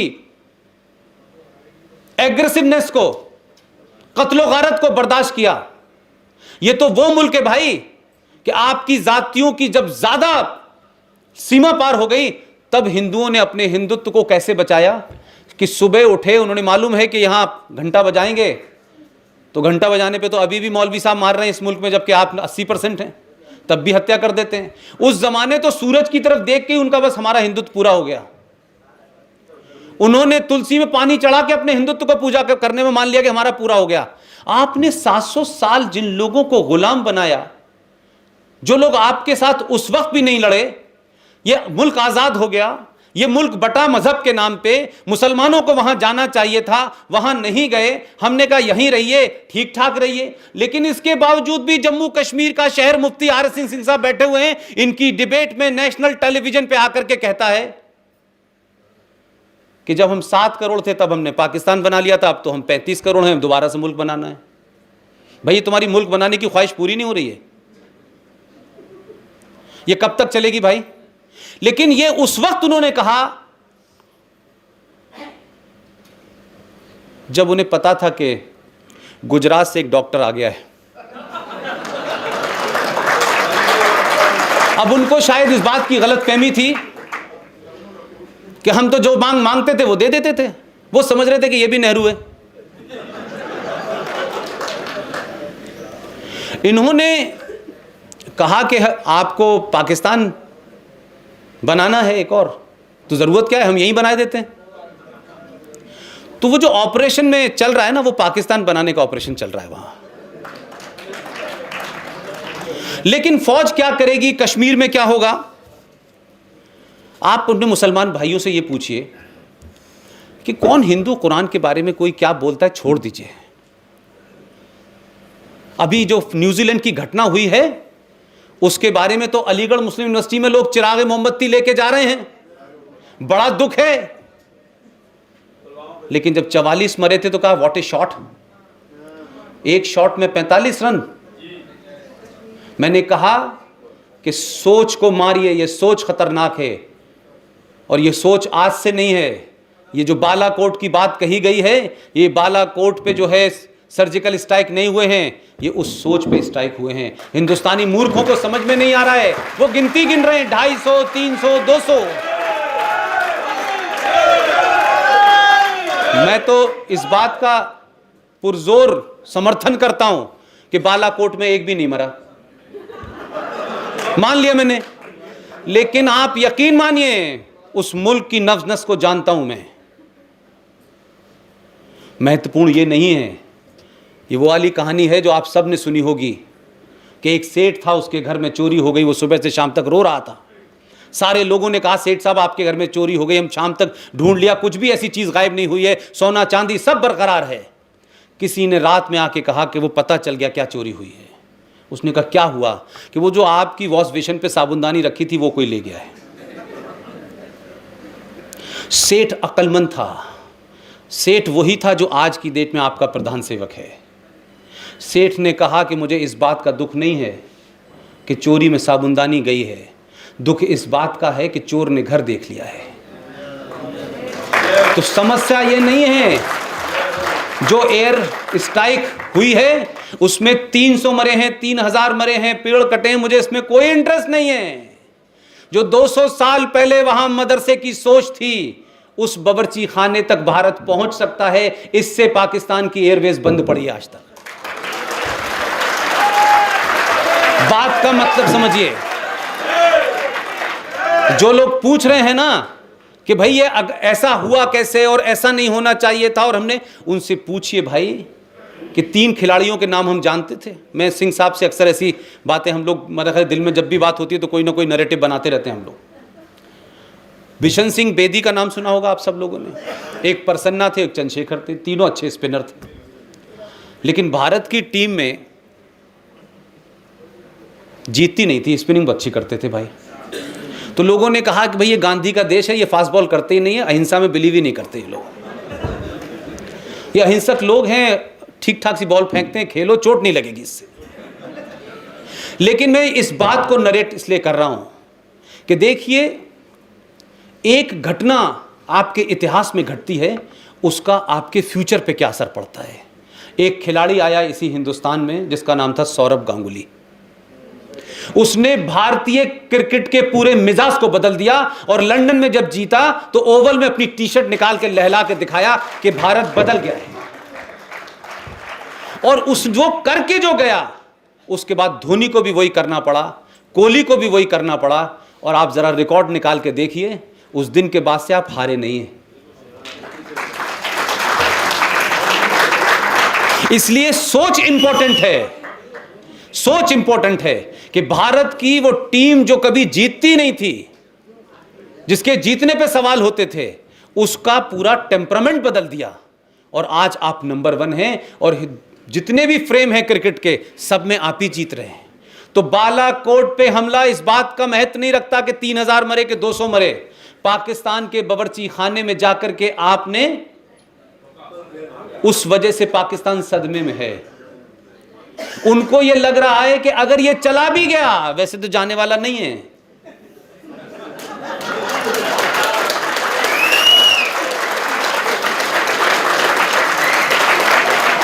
अगर ये चले भी गए उसका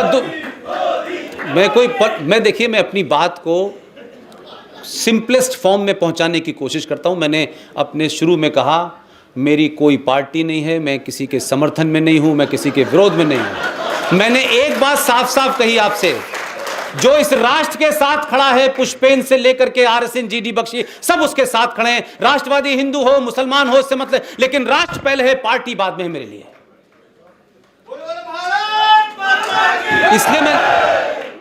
इसलिए मैं कह रहा हूं कि एक संकट पैदा कर दिया है मोदी ने।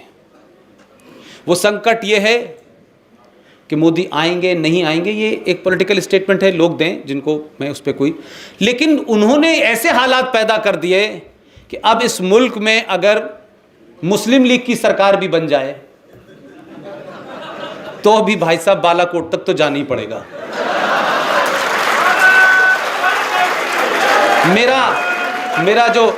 मेरा जो मानना है कि ये साबित कर दिया आपने, और आपने मोदी को मजबूर कर दिया। ये बात अलग है कि मोदी साहब अपने उस पूरे ऑपरेशन को कैसे करेंगे, वो एक अलग चीज़ है, उसकी सार्वजनिक बातचीत नहीं मैं कर रहा। लेकिन एक बात को मत भूलिए, सरकारें आएंगी, सरकारें जाएंगी, लेकिन ये समाज रहेगा। और अगर इस समाज में समझदारी पैदा हो गई कि कब चिल्लाना है, कब शोर मचाना है, कब चुप रहना है, तो माफ़ कीजिएगा, ये 130 करोड़ लोगों का दबाव था कि 14 तारीख को आपने शुरू किया, 14 तारीख को पुलवामा में अटैक हुआ, और आपने 13वीं से पहले 12वीं दी, 13वीं कर दी। ये आपका दबाव था, ये सरकार भाग नहीं सकती थी इससे। उसने किया, अच्छा किया, लेकिन ये दबाव अगर आपका 26/11 को मुंबई हमले के बाद होता, तो हमारी सरकारें जो डोजियर दे रही थी ना, आज एक डोजियर भेजा है, कल दूसरा डोजियर भेजा है। मोदी ने डोजियर नहीं भेजा, डोज दे दी।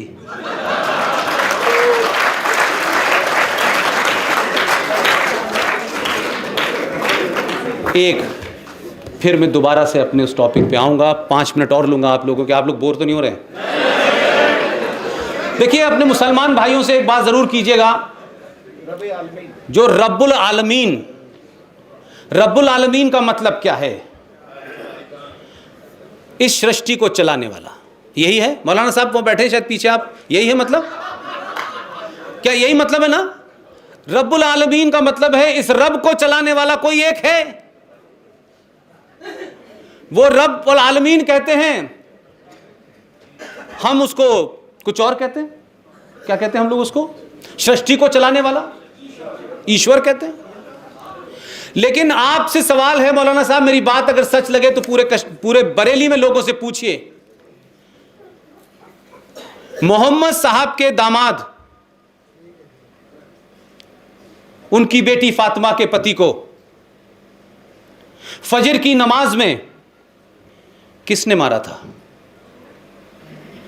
आरएसएस ने, मोहन भागवत ने, बीजेपी ने, हिंदुओं ने, किसने मारा था? मोहम्मद साहब के नवासे को करबला के मैदान में 3 दिन तक भूखा रखा गया, हुसैन को मारा गया, किसने मारा गया भाई? कौन थे वो लोग? कहां से आए थे वो लोग? हम थे? हमें तो आज भी नहीं जाने दे रहे आप। मैं इसलिए कह रहा हूं, सच्चाई का सामना कीजिए। पूरी दुनिया में जो जलीलो ख्वार हो रहा है मुसलमान, उसके लिए मुसलमान खुद जिम्मेदार है।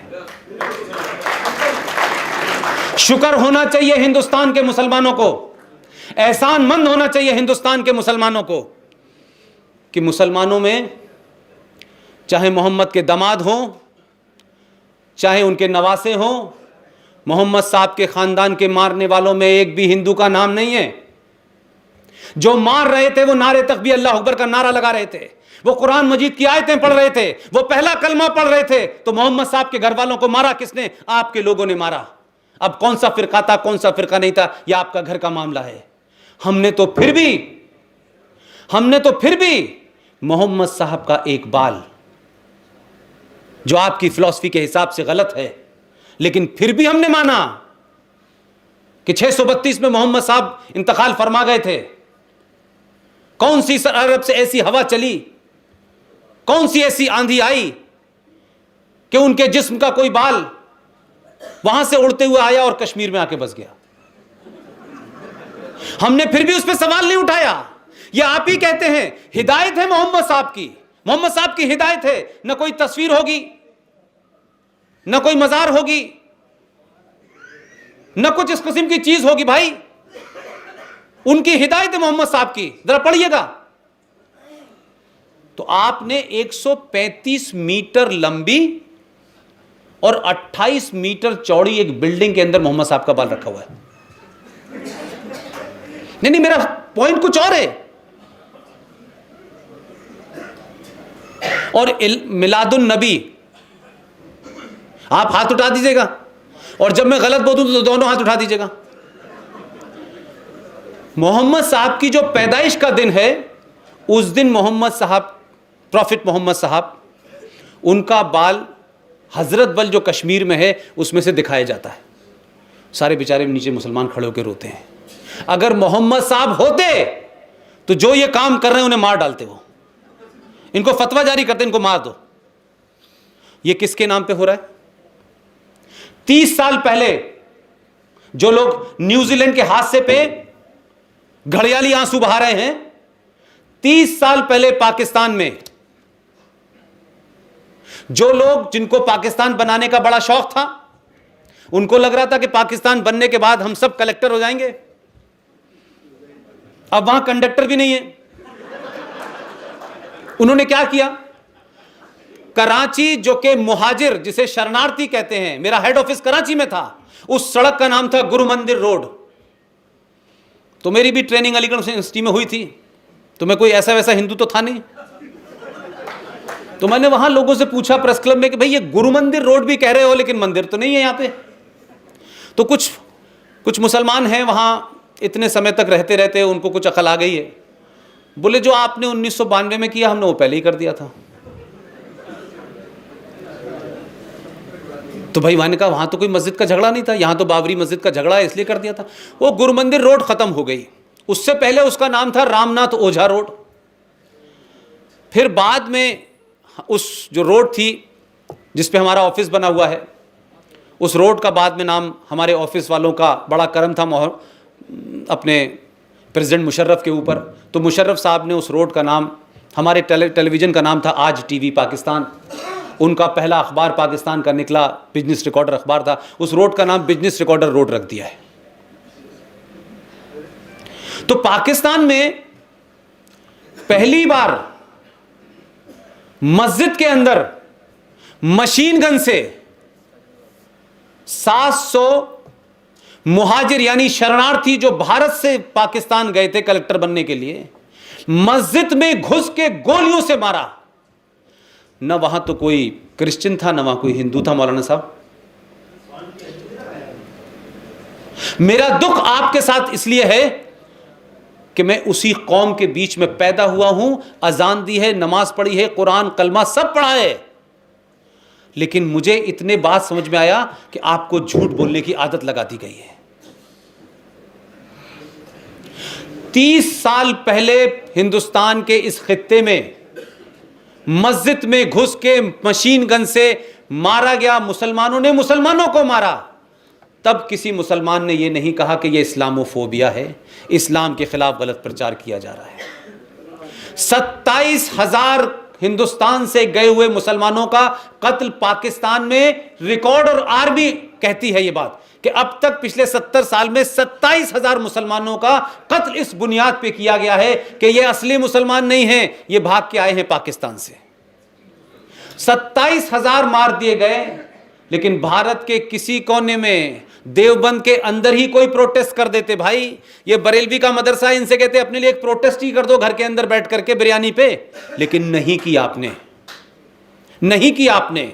मेरी शिकायत ये है आपसे कि जिससे आपका खून का रिश्ता नहीं है, जिससे आपका कोई कल्चर रिश्ता भी नहीं है, वो रोहिंग्या जब हिंदुस्तान में आ रहे थे तो बंगाल में 1 लाख मुसलमानों का जुलूस था, और नारे क्या लग रहे थे? नारे लग रहे थे रोहिंग्या हमारे भाई हैं और आर्यन वापस जाओ। ये जुलूस नहीं देखा आपने। आपने एक जुलूस देखा होगा कि रोहिंग्या के मुसलमानों के हित में खड़े होने के लिए, उनके साथ सॉलिडरिटी शो करने के लिए आपने बॉम्बे के आजाद मैदान में क्या किया। मुझे उसमें दुख नहीं है कि आप प्रोटेस्ट करें, क्योंकि इस्लाम यह कहता है कि स्टेट का कंसेप्ट नहीं है इस्लाम में, नेशन का कंसेप्ट नहीं है इस्लाम में। इस्लाम के अंदर उम्मा का कंसेप्ट है कि अगर मार्स में और मंगल ग्रह पे भी मुसलमान कोई रह रहा है तो उसके लिए इनका फर्ज पहले है। बाउंड्री में इस्लाम नहीं रहता, बाउंड्री का कंसेप्ट नहीं है, वतन का कंसेप्ट नहीं है, उम्मा का कंसेप्ट है। दुनिया में जहां भी मुसलमान है वो उनका है, उसके लिए होगा। हमारा कंसेप्ट यह है कि दुनिया में जो भी इंसान है, किसी कोने में रह रहा है, हमारा कंसर्न उससे है। उसमें हिंदू नहीं है, उसमें सिख नहीं है, उसमें सब कोई है। लेकिन मैंने एक प्रोटेस्ट आप हिंदू कश्मीरी पंडितों के लिए नहीं निकालते। समझ में आता है कि आपकी नफरत है, कि आपको मुगलों की हुकूमत लेनी है। लेकिन भाई एक प्रोटेस्ट पाकिस्तान में आपके सगे संबंधी हैं, गाजीपुर से, मेरठ से, अलीगढ़ से, रामपुर से, यहीं से बेचारे गए थे वो लोग, ये सोच के कि कुछ बन जाएंगे। उनके कत्ल पे एक प्रोटेस्ट इस देश में नहीं होती है भाई। पाकिस्तान के खिलाफ कहीं आप यूएनओ में नहीं जाते हैं। पाकिस्तान की एम्बेसी के अंदर मुझे मालूम है कितने लोग डिनर करने जाते हैं और टेलीविजन पे आके राष्ट्रभक्ति तय करते हैं, और वहां क्या बताते हैं ये भी मुझे पता है। 12 साल मैंने वहां लाहौर की सड़कों पे कबाब नहीं खाए हैं, इसलिए मेरा गुस्सा ज्यादा है भाई। जो लोग नहीं देख रहे उनको पता नहीं है पाकिस्तान हाई कमीशन के अंदर कौन कौन लोग जाते हैं, क्या क्या बात करते हैं, क्या क्या कहते हैं, ये मुझे नहीं पता। इसलिए मैं कह रहा हूं पूरी दुनिया में रुसवा आप हो रहे हैं। अगर आपको लगता है कि शायद ये हिंदुस्तान, जो कि पूरी दुनिया कह रही है कि ये जो इस्लामिक आतंकवाद पूरी दुनिया में चल रहा है, इस इस्लामिक आतंकवाद को बढ़ते हुए कदमों को सिर्फ अगर उनको रोशनी नजर आती है तो भारत में नजर आती है कि भारत ही रोक सकता है और किसी मुल्क में दम नहीं है। और ये मैं इसलिए कह रहा हूं, किसी तासुब की बुनियाद पे नहीं कह रहा मैं। अगर मुसलमान इस मुल्क में 30 हो, 35 करोड़ हो, अगर सड़कों पे नहीं निकला, चौराहों पे नहीं आया, और जो माजी में गलती आपने की है आपने अगर उनको नहीं सुधारा, तो ये 2014 की जनरेशन है बगैर हिसाब किए पूछेगी आपसे। घटनाएं भारत के अंदर ना घटने लगे, ये ध्यान रखिएगा। किसी मन चले और सर फिरे का कोई बता के नहीं आता है। आप हिंदुस्तान के 700 साल पुराने, 5000 साल की सभ्यता जिनकी है, जिनके पुरुषार्थ में दुनिया की बहुत सारी बातें हैं, उन्होंने कभी आपको मुसलमान होकर चैलेंज नहीं किया। लेकिन आप उन शांति प्रिय लोगों के, जिनके बहनों, बेटियों, बाओं, दादाओं के साथ आपने 700 साल किया, हमने नहीं पूछा। रोज टेलीविजन पे आप आते हैं और सिर्फ इसलिए कि आपका बाबर से कोई रिश्ता नहीं है, मंगोलियन जो उसकी मां थी उससे कोई रिश्ता नहीं है, लेकिन आपको हिंदुस्तान के हिंदू को गाली देनी है, हिंदुस्तान के हिंदू को नीचा दिखाना है, तो आप टेलीविजन पे आके कहते हैं कि बाबर ने भारत को संस्कृति दी थी, औरंगजेब हमारा वलीउल्लाह है, औरंगजेब रोड बनेगी यहां पर। जिस दिन इस देश के मुसलमान तय करेंगे, और जल्दी कर लें, समय निकल रहा है हर दिन, पूरी कुदाल लेके निकले पूरे हिंदुस्तान में कि औरंगजेब रोड कहां बनी है और बाबर रोड कहां बनी, उसे अपने हाथ से तोड़ें। और किसी पार्टी वार्टी से कोई मतलब नहीं है। और जाके पूछे कि ये जो हमने जगह जगह ये जो किले हैं, अकबर का किला, फलाना किला, ये किस लिए हैं? इसमें नमाज पढ़ने से क्या जल्दी आवाज चली जाती है? ये सिर्फ आप हिंदुस्तान के हिंदुओं को चढ़ाने, उनको जलील करने, उनको कुंठित रखने, उनमें एहसास कमतरी पैदा करने के लिए लगातार आप ये कर रहे हैं। और अब आप टेलीविजनों पे आके बोल रहे हैं। आपका मुफ्ती बोलता है तो आप यहां से क्यों नहीं जाते बरेलवी वाले कि भाई हम तो अमन पसंद लोग हैं, हम तो पीर फकीर वाले लोग हैं? आपने एक बार नहीं कोई गया। ये चुप्पी आपको खत्म कर देगी, मैं बता रहा हूं। इसलिए चेता नहीं रहा, चेतावनी नहीं दे रहा, मशवरा दे रहा हूं कि आपके बीच पैदा हुआ हूं, मैं जानता हूं बहुत देर होगी। ये न्यूजीलैंड जगह जगह होंगे। हम जानते हैं कि इस हिंदुस्तान में 500 कश्मीर बन चुके हैं इस मुल्क में, लेकिन आप खामोश हैं। दो बात ध्यान रखिएगा, पूरी दुनिया में आतंकवाद, मेजॉरिटी आतंकवाद सक्सेसफुल होता है। जो आतंकवाद कुछ दिन चल गया पंजाब में, वो सिर्फ इसलिए चल गया कि मेजॉरिटी थी। जो वो लोग कहते हैं ना कि ये करने वाले बुरे लोग हैं, बाकी सब अच्छे लोग हैं, वहां पे जो अच्छे लोग थे उनकी खामोशी ने उनको ताकत दी। कश्मीर में पूरे हिंदुस्तान के मुसलमानों की गद्दारी, पूरे हिंदुस्तान के मुसलमानों की चुप्पी, उनकी मक्कारी और मुनाफकत ने ऐसा हाल कर दिया कि कश्मीर को आज आपने एक इस्लामिक स्टेट बनाया है। और पूरी दुनिया में आप चिल्ला चिल्ला के कहते हैं कि इस्लाम में सब बराबर हैं, अल्लाह की निगाह में कोई बड़ा नहीं है, छोटा नहीं है, सब एक साथ हैं। लेकिन फिर ये क्या बात है कि अल्लाह के मानने वाले जब 70% हो गए तो आपने संविधान में कहा कि तुम्हें तो जीने का अधिकार नहीं है। आपने तो कानून बना करके सिर्फ मजहब की बुनियाद पर, कोई और कंफ्यूजन नहीं है। इसलिए महबूबा मुफ्ती यह कहने की ताकत रखती है कि जम्मू कश्मीर में अगर आर्टिकल 35A हटेगा तो जम्मू कश्मीर किस हालात हम 1947 जैसे कर देंगे। हिंदू बोलेगा तो वो कम्युनल है, मुसलमान खामोश रहेंगे, वो अपना काम करते रहेंगे। ये चुप्पी खतरनाक है। 700 साल के बाद ये जो समाज जिसको आप कायर समझ रहे थे, आप समझते थे ये अशुष्ट लोग हैं, कोई फर्क नहीं पड़ता, जाति का मामला है। 14 में गलत बटन दबा दिया इन्होंने। ध्यान रखिएगा कि कोई इससे भी खतरनाक ना आ जाए। इस समाज को, इस मौलाना साहब, इस समाज को, इस देश की मेजॉरिटी को अहिंसक बनाए रखना, टॉलरेंट बनाए रखना, इस समाज के पेशेंस का इम्तिहान लेना। अगर ये पेशेंस टूटेगा तो अंजाम क्या होगा मैं नहीं जानता हूं। इसलिए मैं कह रहा हूं, वक्त रहते पूरी दुनिया को मैसेज दीजिए। ये मक्कारी मत कहिए कि हमने देवबंद के अंदर 200 मौलवी बुलाए थे, उन्होंने एक प्रस्ताव पारित कर दिया था कि हम आतंकवाद के खिलाफ हैं। ऐसे प्रस्ताव इस देश में बहुत पास होते हैं। कुछ प्रस्ताव पास कराने के लिए तो आप यूएनओ जाते हैं, कुछ प्रस्ताव पास करने के लिए तो आप आजाद मैदान में आग लगा देते हैं, लेकिन ये प्रस्ताव अपने घर में पास करके रख लेते हैं खानापुरी के लिए। सड़कों पे निकलिए, बहुत कम वक्त रह गया है। 2 साल हो गए मैं सड़क पे जमीन में देख रहा हूं क्या है। वो जो बच्चा जिसके हाथ में मोबाइल है ना, उससे झूठ नहीं बोल सकते। मोहम्मद साहब ने क्या कहा आप कुरान शरीफ पढ़ के बताएंगे, वो मोबाइल में देख के समझ गया क्या कहा है। सच बोलिए, पाकिस्तान की तरह मक्कारी मत करिए। जो अभी RS सिंह साहब कह रहे थे कि पूरी दुनिया में इस्लाम का ठेकेदार वही है, और उसने चीन जैसे मुल्क के साथ ये कंप्रोमाइज कर रखा है कि तुम मुसलमानों से, अब वहां हालत ये है कि चाहे चटाई बिछाई, नमाज पढ़ी, चटाई थाने में, दाढ़ी आधी, रोजा कम, मस्जिद कम। ये अगर हिंदुस्तान में कोई बोल दे तो आप तो कहेंगे देखिए साहब दुनिया के अंदर मुसलमानों पे अत्याचार हो रहा है, लेकिन हिंदुस्तान के प्यारे भोले वाले मुसलमानों, पड़ोस में हो रहा है ये। एक आध कोई धरना प्रदर्शन तो कर दो यार, चाइनीज एम्बेसी के सामने। वहां नहीं बोलोगे, मैं बताता हूं क्यों नहीं बोलेंगे आप, क्यों नहीं बोलेंगे। आप जाती तौर पर मत लीजिएगा, आप इसलिए नहीं बोलेंगे कि हिंदुस्तान में ये जिहाद, ये इस्लामिक जिहाद और आतंकवाद का माओवाद के साथ एक पूरी तरीके से घालमेल है। और ये घालमेल क्या है कि जो बात टेलीविजन पे आकर के लेफ्ट के नेता बोलते हैं, वही बात असदुद्दीन भी बोलता है, वही रहमानी भी बोलता है, वही सलमानी भी बोलता है, वही शैतानी भी बोलता है। और सबका एजेंडा देखिए आप।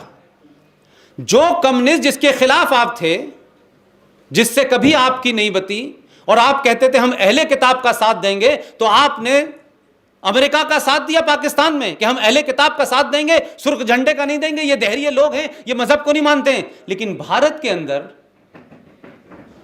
आपका जो गठजोड़ है पॉलिटिकली, सोशली, वो लेफ्टिस्टों के साथ है। इसलिए कि यहां आपका दुश्मन जो है उसको निपटाने के लिए आपको कुछ हिंदू नाम चाहिए, चाहे सीताराम येचुरी हो, चाहे डी राजा हो।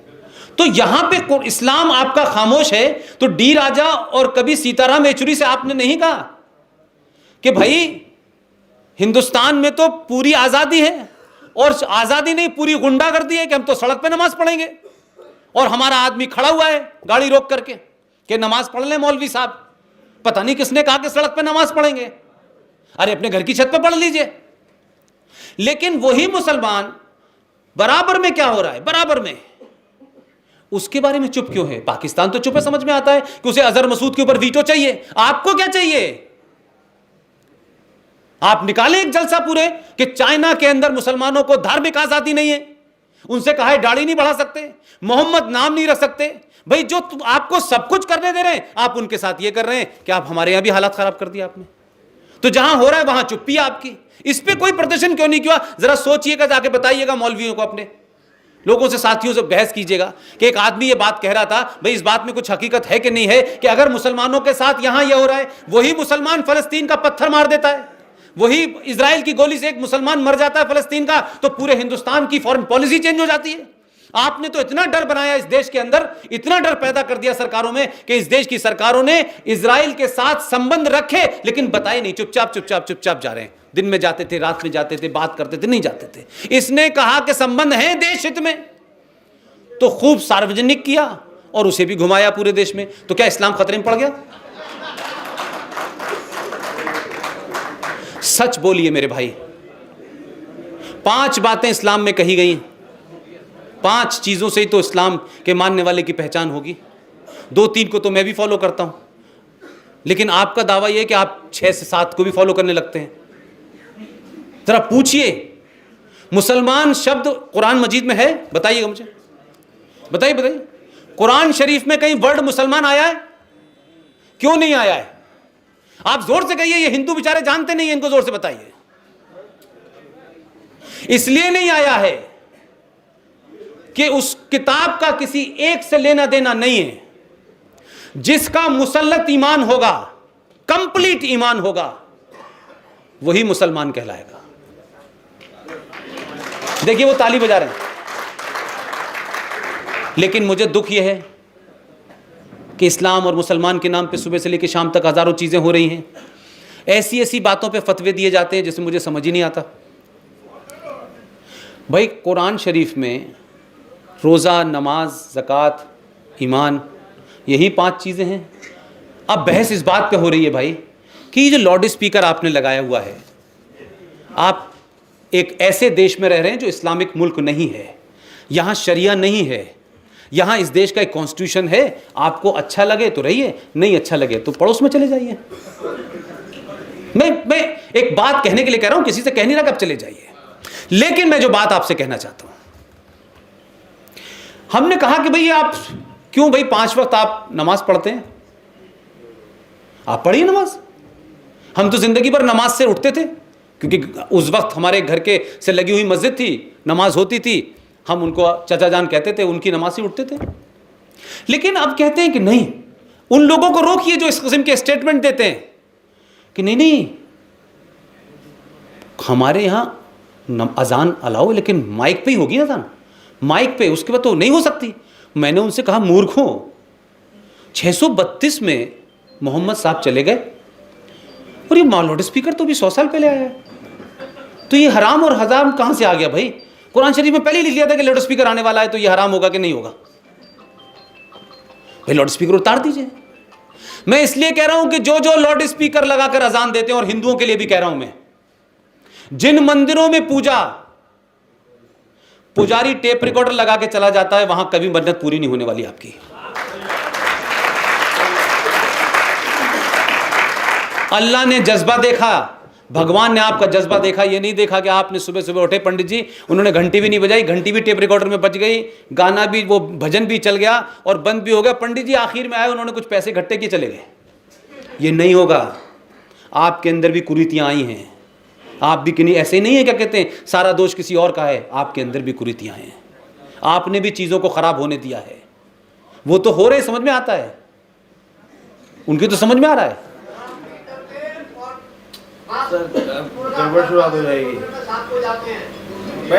नहीं, वो ठीक है, वो ठीक है, वो मैं लार्जर इशू की बात कर रहा हूं। तो कुल मिलाकर के मुझे लगता है कि हमारे देश में, अब मैं एक बस घटना बता करके बात अपनी खत्म करता हूं कि हमारे यहां इस व्यवस्था को आप लोगों को तय करना है, इस समाज को तय करना है। लास्ट मेरा सेंटेंस है, ऊधम सिंह का नाम सुना आप लोगों ने? ऊधम सिंह के परिवार के एक लड़के ने 5 साल तक, मैं भी उससे मिला हुआ, 5 साल तक लोगों की ठोड़ियों में हाथ डाली। बेचारा फटे पैर, टायर की चप्पल पहने हुए दिल्ली में घूम रहा था। उनके इमीडिएट परिवार का लड़का था। उसको देख के लगता था कि इसने शायद महीनों से कभी खाना भी नहीं खाया होगा। वो एक ड्राइवर की नौकरी मांग रहा था, ड्राइवर की नौकरी। मुझे ड्राइवर की नौकरी तो वही आती है। इतनी सरकारें रही, मैं संवेदनहीनता की बात कर रहा हूं। आपका समाज जो है, जब बहुत सेल्फिश हो जाता है तो ये घटनाएं घटती रहती हैं। इसलिए आप जब आइकॉन जिनको कहते हैं, तो हमारे यहां आइकॉन पैदा क्यों नहीं होते? क्योंकि भगत सिंह पैदा हो नहीं सकता, कि भगत सिंह तो टेररिस्ट था, सुभाष चंद्र बोस वॉर क्रिमिनल थे। तो हमारे यहां बौने लोग पैदा हो रहे हैं क्योंकि उन्हीं को हीरो बनाया जाता है। उनको लगता है ये जब हीरो बनने तो हम क्यों महान बने यार, पागल हो गए कि हम वीर सावरकर बने। उस लड़के ने एक दिन आत्महत्या कर ली। अखबार में एक छोटी सी खबर बनी। इसी हिंदुस्तान में एक गुंडा, बदमाश, देशद्रोही, गद्दार मुसलमान है जिसका नाम है सैयद अली शाह गिलानी, जो हुर्रियत का चीफ है। उसके परिवार के एक लड़के को 1 लाख रुपए की नौकरी जम्मू कश्मीर सरकार ने दी है।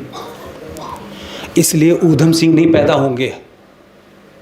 इसलिए आपने आइकॉन पैदा करने वाले लोगों के बनाना ही बंद कर दिया। इसलिए जो लोग पैदा हो रहे हैं वो सैयद शाह गिलानी वाले लोग पैदा होंगे, वो सलाउद्दीन ही पैदा होंगे, वो यासीन मलिक ही पैदा होंगे। मैं आपसे कह रहा हूँ, सारा काम सरकार का नहीं होता। सरकारें किसी और काम के लिए आती हैं, वो इतने ही काम के लिए आती हैं कि वहाँ स्ट्राइक होनी है, जीएसटी लगानी है, सड़क बननी है। देश समाज बनाता है। आप अपनी जिम्मेदारी को समझें, खतरों को समझें। पुलवामा का अटैक हज़ारों होंगे, लेकिन मैं कह रहा हूँ पुलवामा से ज़्यादा सर्जिकल स्ट्राइक इस देश के अंदर गद्दार देशद्रोही बैठे हुए हैं, व्यवस्था में बैठे हैं, सत्ता में बैठे हैं, इंस्टीट्यूशंस में बैठे हुए हैं, उनको मारना ज़रूरी है। बहुत बहुत शुक्रिया, थैंक यू वेरी मच।